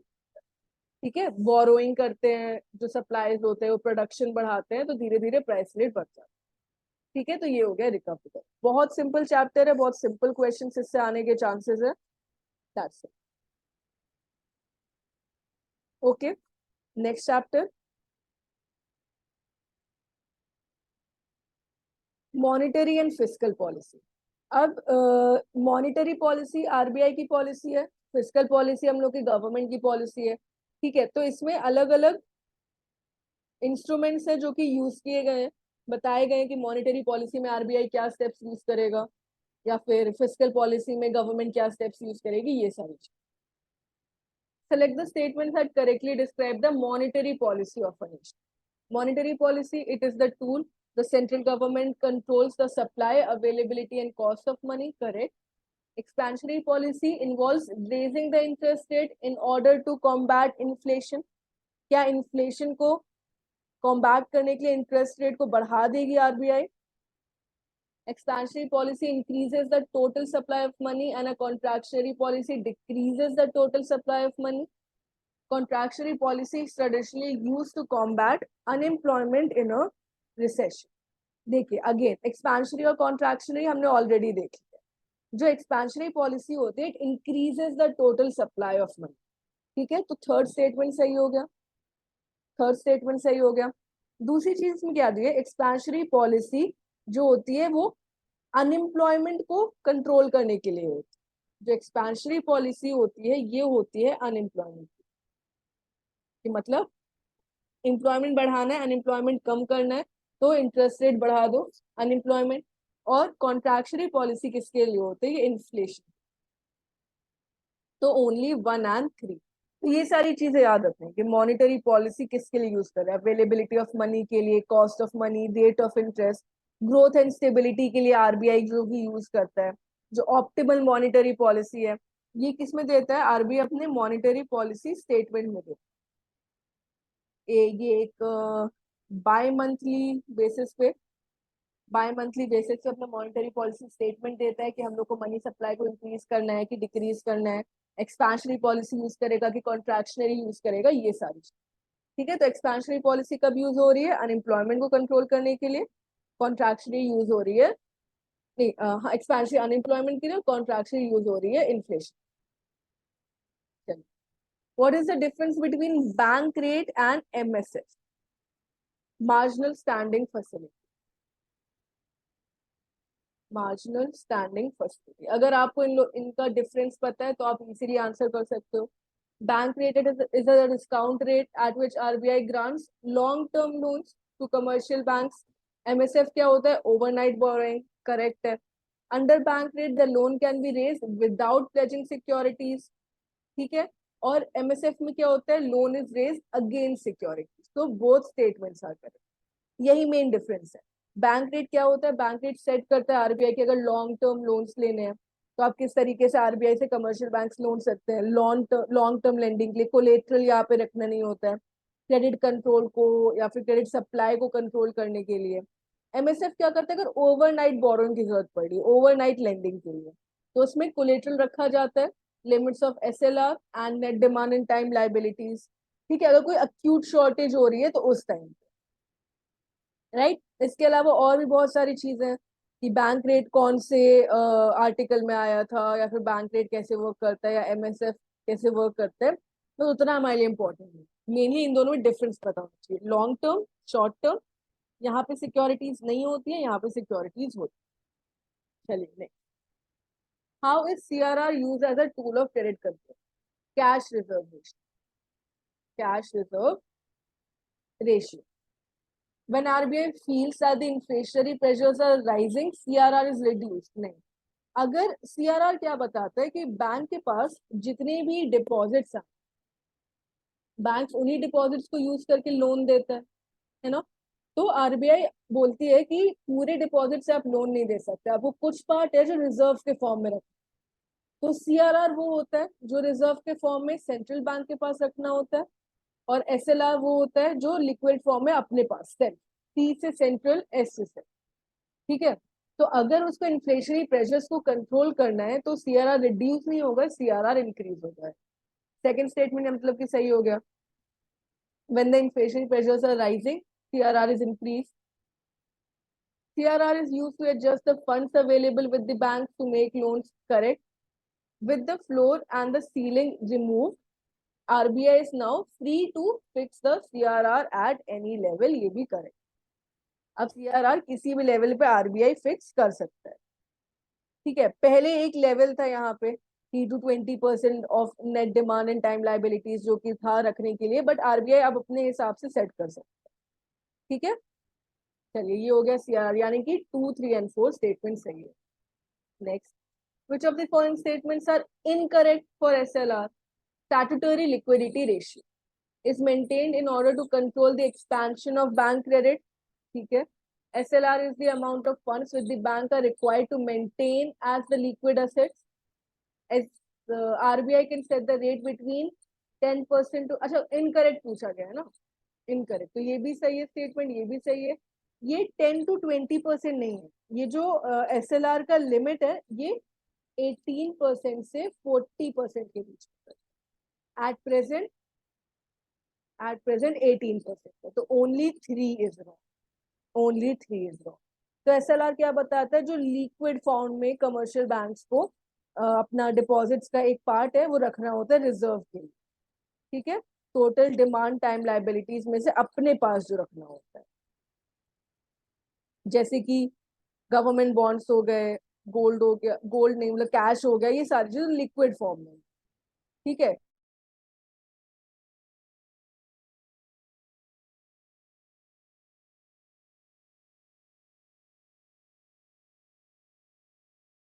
एक डिफरेंस जो होता है, जब सीआरआर होल्ड कर रहा है तो उसमें बैंक को कोई भी इंटरेस्ट नहीं मिलेगा, लेकिन SLR banks usually interest earn करते हैं, इसमें इंटरेस्ट मिलता है, इंटरेस्ट इज अर्न। करेंटली 18% चल रहा है और सीआरआर कुछ 4% के आसपास में होगा। ठीक है, which of the following statements are the benefits of SDF facility. जो एसडीएफ फैसिलिटी क्या होता है, standing deposit facility, standing deposit, ये सारी चीजें आरबीआई के मेजर्स है मनी सप्लाई को कंट्रोल करने की। ठीक है, तो एसडीएफ के बेनिफिट्स पूछे, this is an additional tool for absorbing liquidity without any collateral. Correct, इसके बाद कोई भी कोलेटरल रखे बिना लिक्विडिटी को, मतलब इतना डिपॉजिट है जो कि रखना ही रखना होगा, एक्सेस कैश को कलेक्ट करने के लिए होता है, मतलब जो एक्सेस कैश है इकोनॉमी में उसको कंट्रोल करने के लिए लिक्विडिटी कमर्शियल बैंक की कम कर देते हैं, और इसमें कोई भी गवर्नमेंट सिक्योरिटी इन रिटर्न नहीं देनी होती है। आरबीआई अगर उन लोग से पैसे ले रहा है बैंक से तो बदले में कोई भी कोलेटरल नहीं। Next, all liquidity adjustment facility participants are eligible. Correct, all eligible entities can place deposits with the RBI on an overnight basis and it is also a financial tool। तो सारे statements, जो standing deposit facility है 2000 and recently he in fact RBI ने announce किया था, 2022 में announce किया था कि अब फाइनली स्टार्ट कर रहे हैं एसडीएफ फैसिलिटी, कि मतलब लिक्विडिटी को लॉन्गर टर्म्स के लिए एसडीएफ में किया जा सकता है, रखा जा सकता है। ठीक है, तो ये सारी चीजें एसडीएफ के अंदर आती है, उसी की तरह वर्क करता है जैसे कि एसएलआर वर्क कर रहा है हम लोगों का या सीआरआर वर्क कर रहा है हम लोग का, बट ये अलग होता है, इसमें कोई भी कोलेटरल नहीं रखना होता। एसएलआर में ओवरनाइट बेसिस पे होता है बट कोलेटरल यहाँ पे नहीं। ठीक है, तो all of the above are correct. Next, which of the following statements for different lending rates is not correct। काफी सारे lending rates हैं, जैसे कि MCLR है हमारे पास, the marginal cost of fund based lending, then EBLR है, BPLR system है, देखते हैं। The RBI has introduced the base rate system with effect from July 1, 2010 by replacing the BPLR system। जो base rate हमने discuss किया, base rate RBI ने, उसने क्या बीपीएलआर सिस्टम को रिप्लेस किया है, यस किया हुआ है, तो ये स्टेटमेंट तो सही हो गया। The MCLR shall comprise of marginal cost of funds, negative carry on the CRR, operating cost and क्या टेनोर प्रेफरेंस दिया हुआ है। हाँ ठीक है, ये भी सही है। Under the EBLR RBI has recommended banks to benchmark all the floating. अब ईबीएलआर क्या हम लोग का एक्सटर्नल, ई का मतलब है एक्सटर्नल बेंचमार्क बेस्ड, एक्सटर्नल मतलब बैंक अपनी पॉलिसी के अलावा आरबीआई, एफबीआईएल, इनके बेंचमार्क्स को भी यूज करेगा। तो all of the statements are correct, all of the statements are correct. Base rate ने जो पहला बीपीएलआर सिस्टम चल रहा था उसको क्या किया, रिप्लेस कर दिया है। बेस रेट में जितने भी लेंडिंग रेट्स हैं कॉमन रहेंगे सारे बोरोवर्स के लिए, ये बोला गया है कि बेस जो बेसिक रेट होगा वो कॉमन रहेगा। एमसीएलआर ने क्या काम किया, एमसीएलआर इसलिए वर्क करेगा जो भी लेंडिंग रेट्स है वो marginal cost of fund basis पे, मार्जिनल कॉस्ट के बेसिस, वो एमसीएलआर का फंक्शन होता है। ठीक है, और एक्सटर्नल बेंचमार्क ऑलरेडी बता दिया कि ये बोला है 2019 में कि बैंक्स को अपने रेट्स को जो बेंचमार्किंग करनी है कि किस लेवल पे वो लोन्स देने वाले हैं, वो किसके बेसिस पे करेंगे, आरबीआई की पॉलिसी के हिसाब से, या फिर financial benchmarks India private limited FBIL उसके हिसाब से, ये सारी चीजें। ठीक है, तो all of the above. which of the following statements for different repo rates are correct। अब रेपो रेट क्या होता है, रेपो परचेज, रीपरचेज जिसको बोला जाता है, रेपो या रीपरचेज, ये वो रेट होता है जिससे क्या कर रहा है RBI, short term money land कर रहा है। ये ना जो बैंक रेट है उसी के जैसा है, बट बैंक टर्म क्या है, लॉन्ग टर्म लोन्स के लिए है, रेपो रेट किसके लिए है, शॉर्ट टर्म लोन्स के लिए। तो उसके अंदर रेपो रेट के अंदर काफी सारे टाइप्स है, जैसे कि ट्राई पार्टी रेपो है, उसके अलावा हमारे पास टर्म रेपोज है, special long term repo operations है। तो पूछा गया कि कौन सा स्टेटमेंट है जो कि सही है। TREPS is a form of repo contract in which a third party acts as an intermediary. TREPS का फुल फॉर्म ही यही है, ट्रेप्स का फुल फॉर्म क्या है, try party repo, try party.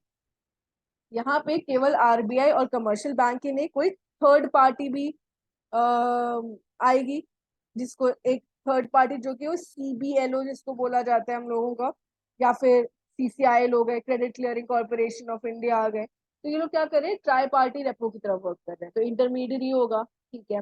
The aim of term repo is to develop inter bank capital market, नहीं, term repo money market, inter bank money market. तो second statement गलत तो गलत हो गया।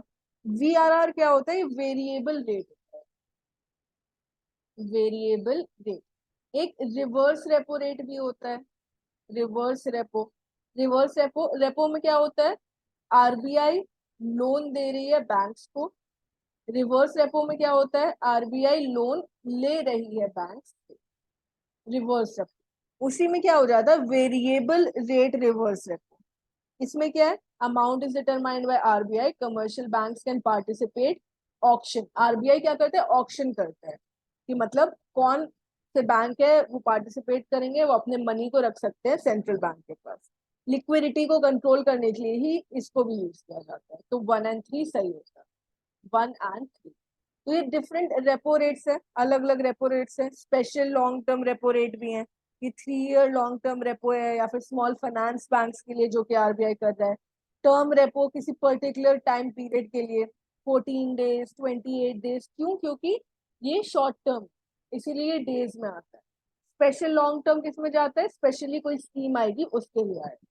रिवर्स रेपो क्या होता है, वेरिएबल रिवर्स रेपो क्या होता है, ये सारी चीज। ठीक है। Next, how does the monetary policy framework work. तो फिर एक मॉनेटरी पॉलिसी कमिटी है जो कि आरबीआई फॉर्म करती है, जिसके अंदर वो बताती है कि मॉनेटरी पॉलिसी किससे, तो रिसर्च एंड डेवलपमेंट करना, रेट्स डिसाइड करना, ये सारी चीजें। अगर कोई बैंक है वो नहीं फॉलो कर रहा है तो उसको एडवाइस प्रोवाइड करना कि नहीं तुम फॉलो करो, तुम सीआरआर अपना ठीक करो। तो ये सारी चीजें मॉनेटरी पॉलिसी के अंदर आती है। चलिए, The amended Act 1934 provides for a 5 member monetary policy committee। Monetary policy committee है जो कि अमेंडमेंट के अंदर आई है, लेकिन वो 5 मेंबर के लिए नहीं है, वो 6 मेंबर, 6 मेंबर। तो ये गलत हो गया। The MPC determines the policy rate, correct, second statement is right. The MPC is required to meet at least 2 times in a year, नहीं, एटलीस्ट 4 times। तो ये भी गलत हो गया। Once in every 6 months, the Reserve Bank is required to publish a document known as the Monetary Policy Report। 2 और 4 ये सही है, 2 और 4। तो monetary policy committee central government के अंदर कॉन्स्टिट्यूट की गई है, आरबीआई ने कॉन्स्टिट्यूट किया है, कि मतलब रेपो रेट हो गया, बैंक रेट हो गया, ये सारी चीजें फिक्स करनी है ना। तो ये सारी चीजें फिक्स करने का काम होता है मॉनेटरी पॉलिसी कमिटी का। ठीक है। तो आरबीआई के कुछ मेंबर्स होते हैं इसके अंदर, गवर्नर जो आरबीआई का होता है वही इस मॉनेटरी पॉलिसी कमेटी का चेयरपर्सन होता है, ये एक इंपॉर्टेंट इंफॉर्मेशन रख लो। ठीक है। जो चेयरपर्सन होगा, करंट आरबीआई गवर्नर जो भी होगा वही चेयरपर्सन की तरह एक्ट करेगा। फिर उसके बाद डिप्यूटी गवर्नर होते हैं, मेंबर जो के होते हैं, ऑफिसर्स होते हैं, उसके अलावा और मेंबर्स होते हैं। तो कौन कौन, ये सारी चीज। ठीक है। जो मेंबर्स हैं that will hold office for 4 years, 4 years के लिए जो मेंबर्स हैं वो ऑफिस होल्ड करें। ठीक है। ये सारी चीजें थे। इंस्ट्रूमेंट्स हमने ऑलरेडी सारे देख लिए हैं, एमएसएफ हो गया, लिक्विडिटी एडजस्टमेंट हो गया, कैश रिजर्व रेशियो हो गया, ये सारी चीजें मॉनेटरी पॉलिसी कमेटी के अंदर आती। ठीक है। दे आर, वो 4 बार मिलेंगे एक साल में। ठीक है। एटलीस्ट 4 मेंबर्स को, 6 में से 4 मेंबर्स को होना ही होना है। इन्फ्लेशन के सोर्सेस क्या हैं, नेक्स्ट 6 to 18 months के लिए इन्फ्लेशन क्या होने वाला है, क्या रेट्स होने वाले, ये सारी चीजें फिक्स करने का काम monetary policy committee. What is the primary objective of fiscal policy? Fiscal policy किसकी होगी? गवर्नमेंट की, जिसमें क्या आता है? एक तो टैक्सेस आता है, दूसरा गवर्नमेंट एक्सपेंडिचर आता है। चलिए, promoting economic growth, maintaining price stability in the economy, mobilising resources, ये प्राइमरी ऑब्जेक्टिव पूछे गए। ठीक है, तो कुछ प्राइमरी ऑब्जेक्टिव होते हैं, कुछ एडिशनल या सेकेंडरी ऑब्जेक्टिव भी होते हैं फिस्कल पॉलिसी के। हमने ऑलरेडी देख लिया फिस्कल पॉलिसी के। तो फिर प्राइमरी ऑब्जेक्टिव में दो ही आता है, प्रोमोटिंग इकोनॉमिक ग्रोथ आता है, maintaining price stability in the economy आता है। बाकी ये जो चार है ना, ये सेकेंडरी, ये सेकेंडरी। तो 1 and 2 ओनली।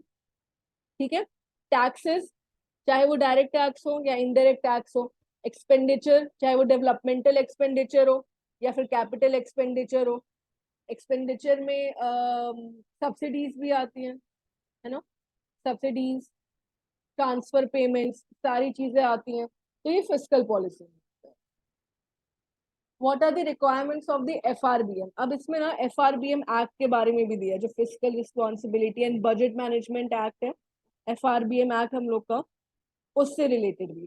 पहला चीज 2003 में इनैक्ट किया गया था और काम करना शुरू किया था 2004 के आसपास में, बट 2003 हम लोग लेकर चलते हैं। बहुत सारे रीजन से फिस्कल डेफिसिट चल रहा था हम लोगों के यहाँ, जो 90s के रिफॉर्म्स आए थे उसके बाद में, तो उन सबको ठीक करने थे। ठीक है, तो क्या क्या रिक्वायरमेंट्स हैं? It requires the government to place before the parliament 5 statements each year. ठीक है, 5 statements, budget, medium term, long term fiscal policy, और स्ट्रैटेजी क्या होने वाली है, मैक्रो इकोनॉमिक फ्रेमवर्क क्या होने वाला है, ये एफआरबीएम ने बोला। Then that lays down fiscal management principles to reduce the fiscal deficit. हाँ, ठीक है, क्या सेंटर स्टेप्स लेगा जिससे फिस्कल डेफिसिट कम किया जा सके? Act prohibits the centre from borrowing from the reserve bank of India. इसको क्या बोलते हैं? इसको कहते हैं deficit finance, deficit finance.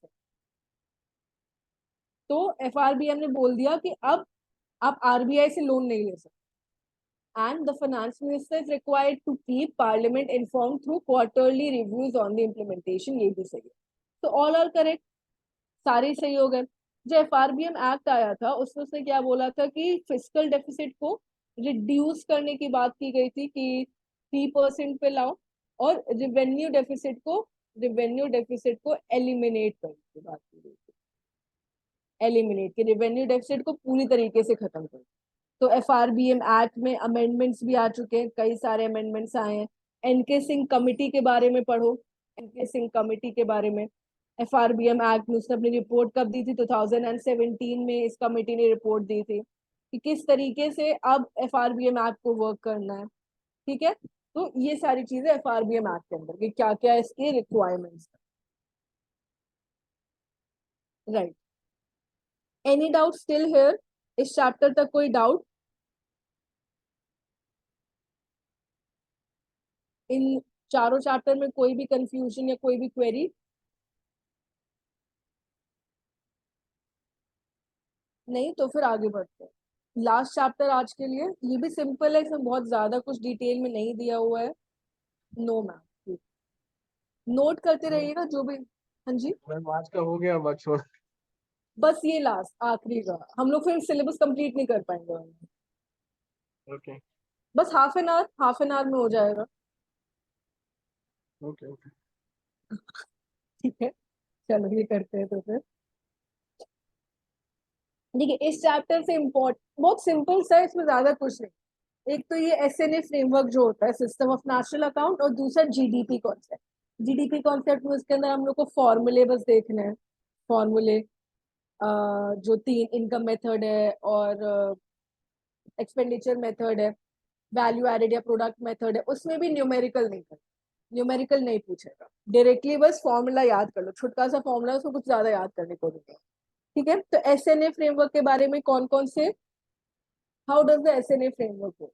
Based on a nationally agreed concept, definitions and accounting principles. Nationally नहीं होता, international होता है। इंटरनेशनल कॉन्सेप्ट्स होते हैं कि किस तरीके से बैलेंस शीट प्रिपेयर करनी होगी, या फिर tables, ratios, definition, classification, accounting principles, ये सारी चीजें इंटरनेशनल बेंचमार्क में होती है। Countries use the SNA developed by United Nations, correct. उसके बेसिस पे नेशनल अकाउंट स्टैटिस्टिक्स वो प्रिपेयर करती है। हर एक कंट्री को करना है कि वो क्या स्ट्रक्चर है, फ्रेमवर्क है जो कि फॉलो करने वाले हैं। लेटेस्ट जो कि आया है 2008 एसएनए है, 2008 एसएनए है, बट रिवाइज वर्जन किसका है, वो 1993 का। इसके पहले एसएनए 93 था, अब एसएनए 08। ठीक है, तो ये वाला गलत हो गया। Complete review of the existing database methodology employed, ये एसएनए 2008 में आया। तो 2 and 4। तो एसएनए फ्रेमवर्क में क्या क्या बोला है उन्होंने, जो बेस ईयर है, बेस ईयर को चेंज करने के लिए बोला है, ज्यादा रिसेंट करो बेस ईयर को, मतलब जो भी डेटा है उसको बेटर तरीके से यूज करो, कंप्लीट रिव्यू करो डेटा का।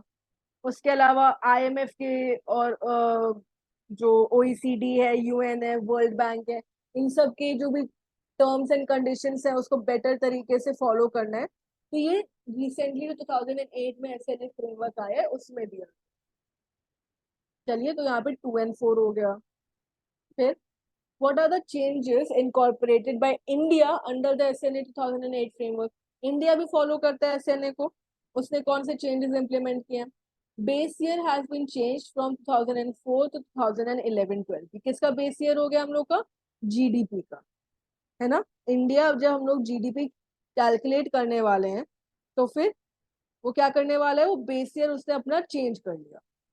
पहले क्या था, 2004-05 था, अब 2011-12 कर दिया। ठीक है, इंडिया ने कब करना स्टार्ट किया है, एक्चुअली 2015 में जैसे ने फ्रेमवर्क है इंडिया ने अडॉप्ट किया। फिर उसके अलावा headline growth rate will henceforth be measured at GDP at constant market prices which will be referred to as GDP। ठीक है, constant market headline growth rate जो कि कांस्टेंट मार्केट प्राइसेस यानी कि बेस ईयर के प्राइसेस पे हम लोग यूज करेंगे, है ना। बेस ईयर के प्राइसेस पे करेंगे, करंट नहीं करेंगे। ये चीज काफी न्यूज में भी आई थी कि क्यों आप लोग करंट मार्केट प्राइस पे जीडीपी को कैलकुलेट कर रहे हो। आप करंट पे करोगे डेफिनेटली इन्फ्लेशन के बढ़ने की वजह से जीडीपी बढ़ के दिखाएगा, तो उन्होंने क्या बोला, कांस्टेंट पे करो। ठीक है, coverage of operations of local bodies and autonomous institutions has been improved। हाँ, ये एसएनए ने बोला था। estimates of GVA of each sector will now be provided at factor prices। नहीं, फैक्टर प्राइसेस पे नहीं किया जाएगा, बेसिक प्राइसेस पे, बेसिक प्राइसेस पे करेंगे। फैक्टर कॉस्ट पे नहीं करेंगे। क्यों? क्योंकि फैक्टर कॉस्ट क्या होता है, रॉ मटेरियल, तो वहां पे काफी सारे प्रॉब्लम्स आ सकते हैं, डबल काउंटिंग आ सकती है। तो ऑल एक्सेप्ट 4। तो एसएनए से रिलेटेड यही दो चीजें आपको याद रखनी है। एसएनए फ्रेमवर्क है क्या? इंटरनेशनल बेंचमार्क है, यूएन करता है, बताता है कि किस तरीके से नेशन का जीडीपी को कैलकुलेट करना है या जीवीए को कैलकुलेट करना है। दूसरा, इंडिया ने एसएनए को यूज करते हुए क्या क्या चेंजेस लाए, यही दोनों चीजें जो कि याद रखनी। ठीक है, next, which of the following statements regarding the base year is incorrect? India के बेस ईयर से रिलेटेड कौन सा स्टेटमेंट है जो कि गलत? In India the base year in the calculation of national account statistics was revised decennially. Correct, पहले जो हम लोग का बेस ईयर चल रहा था, जो पहले के बेस ईयर वर्क करते थे वो किस पे वर्क करते थे, ऐसे कि डेकेनली वर्क कर रहे हैं। लेट्स से 70, 71, 80, 81, 60, 61, तो उसको अब चेंज कर दिया गया है। ठीक है, तो ये वाला स्टेटमेंट तो सही है, ये इनकरेक्ट नहीं है। This practice was carried on until the 1991 series, नहीं 80-81, 1980 81 सीरीज तक ही इसको कंटिन्यू किया गया है। उसके बाद बेस ईयर देखो 2004-05, है ना, फिर 2011-12 कर दिया गया, तो ये स्टेटमेंट इनकरेक्ट होगा। The NSSO conducts the quinennial employment and unemployment service। US, India में NSSO करता है, and followed the global recession। अब जो पहले का 2004-05 वाला हम लोगों का बेस ईयर था वो गलत क्यों बताया गया था, क्यों चेंज करने की बात की गई थी? क्योंकि उस टाइम पे जब कंडक्ट किया गया था, ये सर्वे कंडक्ट किया गया था, तो 2008 का ग्लोबल रिसेशन आया था जो लेमैन ब्रदर्स वाला था। उसकी वजह से रिसेशन के प्राइसेस पे बिलीव नहीं किया जा सकता, है ना, इसीलिए उसको नॉर्मल नहीं माना जाता। तो यहाँ पे क्या स्टेटमेंट इनकरेक्ट है, 1991 सीरीज नहीं है, 8081। इसके बाद से जो ये 10 इयर्स वाला बेस रेट है इसको हटा दिया गया। अब 10 ईयर वाला बेस रेट यूज नहीं किया जाता है, 5 इयर्स या 1 ईयर ऐसे करके हम यूज करें, 1 ईयर यूज करें। तो ये बेसिकली इसके थोड़े ट्रिकी क्वेश्चन थे। अब सिंपल क्वेश्चन पे आ जाते हैं। विच of the following is the correct formula for expenditure method? Expenditure method मतलब स्पेंडिंग। स्पेंडिंग कौन कौन करता है? जीडीपी स्पेंडिंग, कंजम्पशन स्पेंडिंग होती है, इन्वेस्टमेंट स्पेंडिंग होती है, गवर्नमेंट स्पेंडिंग होती है, और नेट एक्सपोर्ट। नेट एक्सपोर्ट्स हम लोग कंज्यूमर स्पेंडिंग करते हैं, इन्वेस्टर स्पेंड करते हैं प्रोडक्शन के लिए, गवर्नमेंट स्पेंड करता है सब्सिडीज हो गया, डेवलपमेंट प्रोडक्ट्स हो गया, प्लस हम लोग क्या करते हैं, इंपोर्ट करते हैं तो स्पेंडिंग करते हैं। ठीक है, तो ये पूछा गया कौन से फॉर्मूला सही है। तो GDP is equal to C plus I plus G plus X minus F, एक तो यही सही हो गया।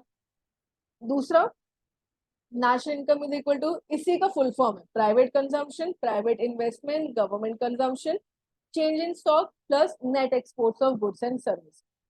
ये वाले स्टेटमेंट में चेंज इन स्टॉक नहीं दिया है तो ये गलत होगा। Both 1 and 2। एक्सपेंडिचर मेथड हमको क्या बताता है कि टोटल एक्सपेंडिचर कितना हो रहा है, जितनी भी एंटिटीज है उसका total expenditure, consumption, gross investment, export क्या होता है, इंपोर्ट क्या होता है, ये हमको ऑलरेडी पता है। ठीक है, तो ये फॉर्मूले हम लोग के सही हो गए हैं एक्सपेंडिचर मेथड को लेके।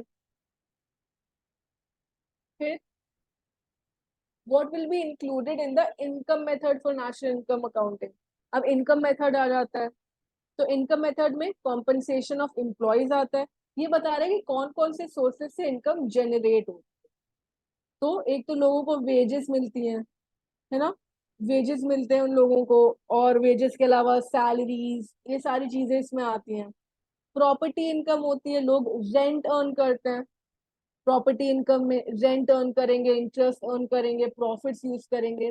दूसरा क्या होता है, production taxes and depreciation on capital, इसको इंक्लूड किया जाता है। तो income method is a sum of compensation of employees, property income and production. अब इसका अगर आप लोग फॉर्मूला देखोगे ना तो वो थोड़ा लंबा सा फॉर्म है, उसके अंदर कॉम्पनसेशन ऑफ एम्प्लॉइज भी आता है, फिर यहाँ पे मिक्स्ड इनकम को इंक्लूड किया जाता है। पर क्योंकि हम लोग जीडीपी की बात कर रहे हैं इसीलिए प्रोडक्शन टैक्सेस एंड डेप्रिसिएशन, अगर आप लोग को ये वाले कॉन्सेप्ट्स पता हो, नेट और ग्रॉस कॉन्सेप्ट होता है, नेशनल और डोमेस्टिक का कॉन्सेप्ट होता है, और कॉन्सेप्ट किसका होता है, एक और होता है फैक्टर कॉस्ट और मार्केट प्राइस का, factor cost and market price. Again मैंने ये पूरी चीज एक्सप्लेन की हुई है इस चैप्टर में, आपके जो नोट्स है अगर आपको कंफ्यूजन लग रहा है तो आप वहां पे देख सकते हैं। ठीक है, आप वहां पे जाके एक बार जो नोट्स वाला लेक्चर है, वीडियो है, उसको देख सकते हैं। ठीक है, तो 1, 2 and 4, 1, 2 and 4 ये इसमें आ गया इनकम मेथड। ठीक है, नेट से ग्रॉस में अगर जाना होता है, जैसे मान लीजिए कि नेट डोमेस्टिक प्रोडक्ट है, उससे हमें ग्रॉस डोमेस्टिक प्रोडक्ट जाना है, नेट से ग्रॉस जाना है तो मैं प्लस डेप्रिसिएशन कर दूंगी। नेशनल से डोमेस्टिक जाना है, तो वो सारी चीजों समझने के लिए आपको एक बार लेक्चर वीडियो देखना होगा, आप एक बार देख लो। अगर लेक्चर वीडियो नहीं भी देख रहे हो तो जो पीपीटी अवेलेबल है उसमें भी ये सारी चीजें मेंशन्ड है, गो थ्रू द पीपीटी। अब ये आगे प्रोडक्ट अप्रोच से related. In India all of these years we have been getting GDP product wise, correct, हम लोग प्रोडक्ट मेथड यूज करते हैं। we calculate how much has been produced, value that is added in each sector and aggregated in order to get the GDP figure। हाँ, मतलब कि जो 3 sectors होते हैं, प्राइमरी, सेकेंडरी और टर्शियरी, उसमें कितना प्रोडक्शन हुआ, तो GDP of the primary sector plus GDP of the secondary sector plus GDP of the tertiary sector, इसको ऐड कर देंगे तो हम लोग को नेशनल इनकम मिल जाए। ठीक है, GDP only on national level नहीं, स्टेट लेवल पे भी, तो ओनली 1 and 2। तो प्रोडक्ट वाइज हमको क्या बताता है, वैल्यू ऑफ आउटपुट बताता है। मतलब कि total value of output, total production कितना होगा, ठीक है। Next, what is the difference between real and nominal GDP? Already हमने देख लिया, constant and current prices. Real GDP means GDP at current prices, wrong. Real GDP means GDP at constant, nominal GDP at current, सही है। Real GDP is the value of today's output at today's price, nominal GDP is true growth, wrong. Nominal GDP की value आज का output, आज का price, and real GDP is real. तो फिर 2 and 4, ये हम लोग कॉन्सेप्ट ऑलरेडी डिस्कस कर चुके हैं। तो नेक्स्ट देखते हैं, विच ऑफ द फॉलोइंग फॉर्मूले इज इनकरेक्ट? अब कुछ फॉर्मूले हैं, बेसिक प्राइस क्या होता है, जीवी एट मार्केट प्राइस क्या होता है, ये किससे रिलेटेड है हम लोगों का, जो हम लोगों ने अभी डिस्कस किया, फैक्टर कॉस्ट, मार्केट प्राइस। अब देखिए, फैक्टर कॉस्ट और मार्केट प्राइस के बीच में जो टर्म एग्जिस्ट करता है उसको बोलते हैं net indirect taxes, NIT, net indirect taxes. उसको कैसे कैलकुलेट करते हैं? एनआईटी को कैलकुलेट करने का तरीका होता है indirect taxes minus subsidy, indirect taxes minus subsidy. तो ये क्या पूछ रहा है? अब ये पूछ रहा है कि कौन सा फॉर्मूला इसमें से इनकरेक्ट है, जीवी एट बेसिक प्राइसेस या फिर GV at factor prices is equal to GV at factor cost plus production taxes minus production subsidies. मतलब कि ये क्या बोल रहा है, GVA at MP is equal to GVA at FC plus NIT. Market price जो होता है वो बड़ी वैल्यू होती है, फैक्टर कॉस्ट जो होता है वो स्मॉल वैल्यू होती है। फैक्टर कॉस्ट केवल रॉ मटेरियल का प्राइस बता रहा है, मार्केट प्राइस उसमें raw material, taxes, advertisement, transportation सब जोड़ के। तो अगर बड़े वैल्यू से छोटे वैल्यू में जाना होगा तो हम लोग माइनस एनआईटी करेंगे, और अगर फैक्टर कॉस्ट से मार्केट प्राइस में जाना होगा तो प्लस एनआईटी। तो ये सही हो गया, GVA at F C is equal to GVA at basic price is equal to basic price या मार्केट प्राइस बोलते हैं, फैक्टर कॉस्ट प्लस एनआईटी, तो ये तो ठीक है। GDP at market price is equal to GV at basic prices plus product taxes plus product services. अब ये गलत हो गया, यहाँ पे माइनस हो, एनआईटी का फॉर्मूला क्या है, आईटी माइनस सब्सिडीज, तो ये वाला गलत हो गया। Basic price is equal to factor cost plus NIT, market price is equal to basic price plus NIT, ठीक है। तो ये सारे सही हो गए, ये वाला गलत, तो बी हम लोग का, तो सही से मार्क कर देते हैं। The right answer is B, GDP at market prices is equal to GV at basic prices plus product taxes minus product subsidy, ये हो गए। बाकी सारे फॉर्मूले सही, ठीक है। चलो, and economic growth is estimated using two main methods, demand side and supply side। हम लोग जीवी यूज करते हैं और हम लोग जीडीपी यूज करते हैं, हम लोग डिमांड साइड यूज करते हैं और हम लोग क्या करते हैं, सप्लाई साइड यूज करते हैं।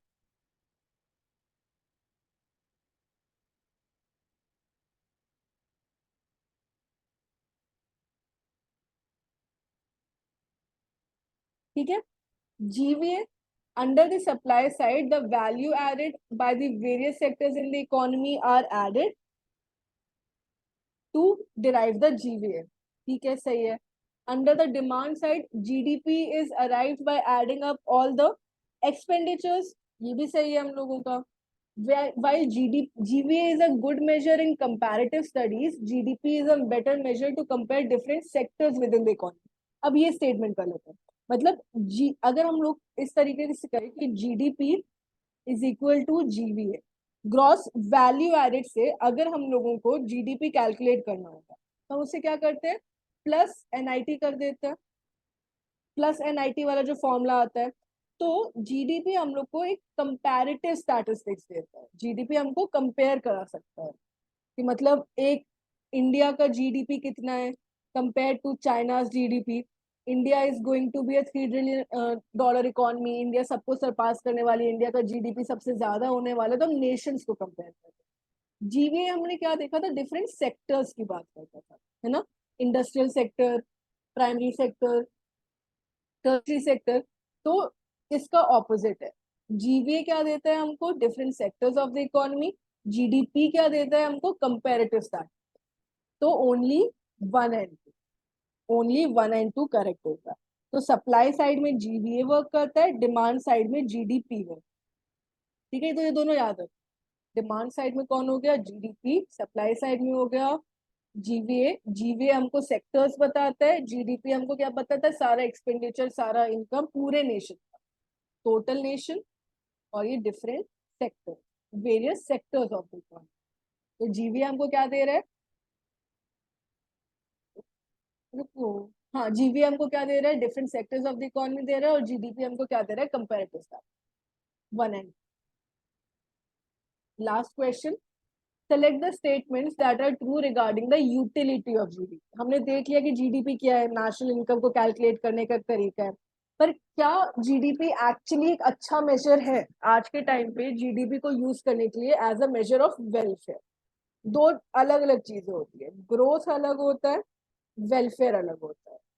Development is different from growth. Growth completely monetary phenomena हो सकता है, लेकिन वेलफेयर क्या होगा? वेलफेयर या डेवलपमेंट क्या होगा? ये बड़ा ज्यादा ब्रॉड फॉर्म एरिया होता है। वेलफेयर के अंदर इकोनॉमिक इनइक्वालिटी या फिर इन्फ्लेशन, पर कैपिटा इनकम, ये सारी चीजें भी आप देखते हैं। GDP throws light on how much population is financially excluded और इंक्लूडेड नहीं। जीडीपी बस बता देता है कि इस साल क्या हुआ, कितना, लेट्स से 1 करोड़ जीडीपी ज्यादा हो गया इंडिया का। बट क्या एक्चुअली वो इक्वल डिस्ट्रीब्यूशन हुआ है, या फिर जो अभी इनकम इनइक्वालिटी चल रही है वो वाला सिचुएशन है? तो जीडीपी हमको ये नहीं बताता। Higher GDP implies higher welfare, wrong. हो सकता है कि जीडीपी इंक्रीज तो हुआ, but it has been increase due to illegal goods और more of capital goods. Consumer goods का प्रोडक्शन तो हुआ ही नहीं, तो हायर वेलफेयर नहीं होगा। GDP is an aggregate measure, yes correct, GDP aggregate measure है। It tells us about how GDP is distributed among the population. नहीं, फिर से ये केवल एक एग्रीगेट मेजर है, वो किस तरीके से डिस्ट्रीब्यूशन हो रहा है ये नहीं बता, तो ये भी गलत हो गया। GDP takes into account environmental impact, ये भी नहीं। एनवायरमेंटल इम्पैक्ट के लिए एक नया टर्म आया है, ग्रीन जीडीपी। तो हमेशा अगर हायर जीडीपी है उसकी वजह से वेलफेयर भी इंक्रीज हो रहा है, ये जरूरी नहीं है। यही इसका कंक्लूजन। मतलब जीडीपी इंक्रीज होने की वजह से इनकम इनइक्वालिटी भी इंक्रीज हो सकती है, एक डिस्ट्रीब्यूशन अनइक्वल हो सकता है, वेलफेयर कम हो सकता है लोगों का। किसको फायदा मिल रहा है? अमीर लोगों को मिल रहा है, गरीब लोगों को मिल नहीं रहा है। तो ये सारी चीजें होती है यूटिलिटी। ठीक है, तो GDP is not a good measure of welfare. GDP is not a good measure of welfare. So none of the above are correct. And that's it. हो गए 50 क्वेश्चन। बताइए, एनी डाउट? कोई क्वेरी, कोई doubt है जो पूछना हो इन चैप्टर्स से? No, everything is clear. ठीक है, एक बार गो थ्रू कर लीजिएगा, मैं पीडीएफ को अपलोड करवा दूंगी आज रात या कल सुबह तक।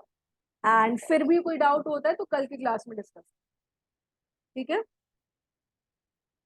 ठीक है, एंड करें क्लास को फिर। कल की क्लास मैडम कब तक होगी?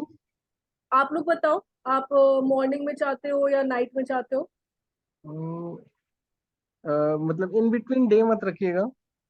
ओके, या तो वो 8 to 10 नाइट में हो जाए या मॉर्निंग में, जहाँ आप कंफर्टेबल हो। तो फिर नाइट में 8 to 10 कर लो। हाँ, ये बेटर रहेगा। ठीक है, तो कल की क्लास 8 to 10 करवा लो। ठीक है, thank you ma'am. Okay, thank you, revise कर लीजिएगा, ऑल द बेस्ट। जी thank you ma'am, thank you ma'am.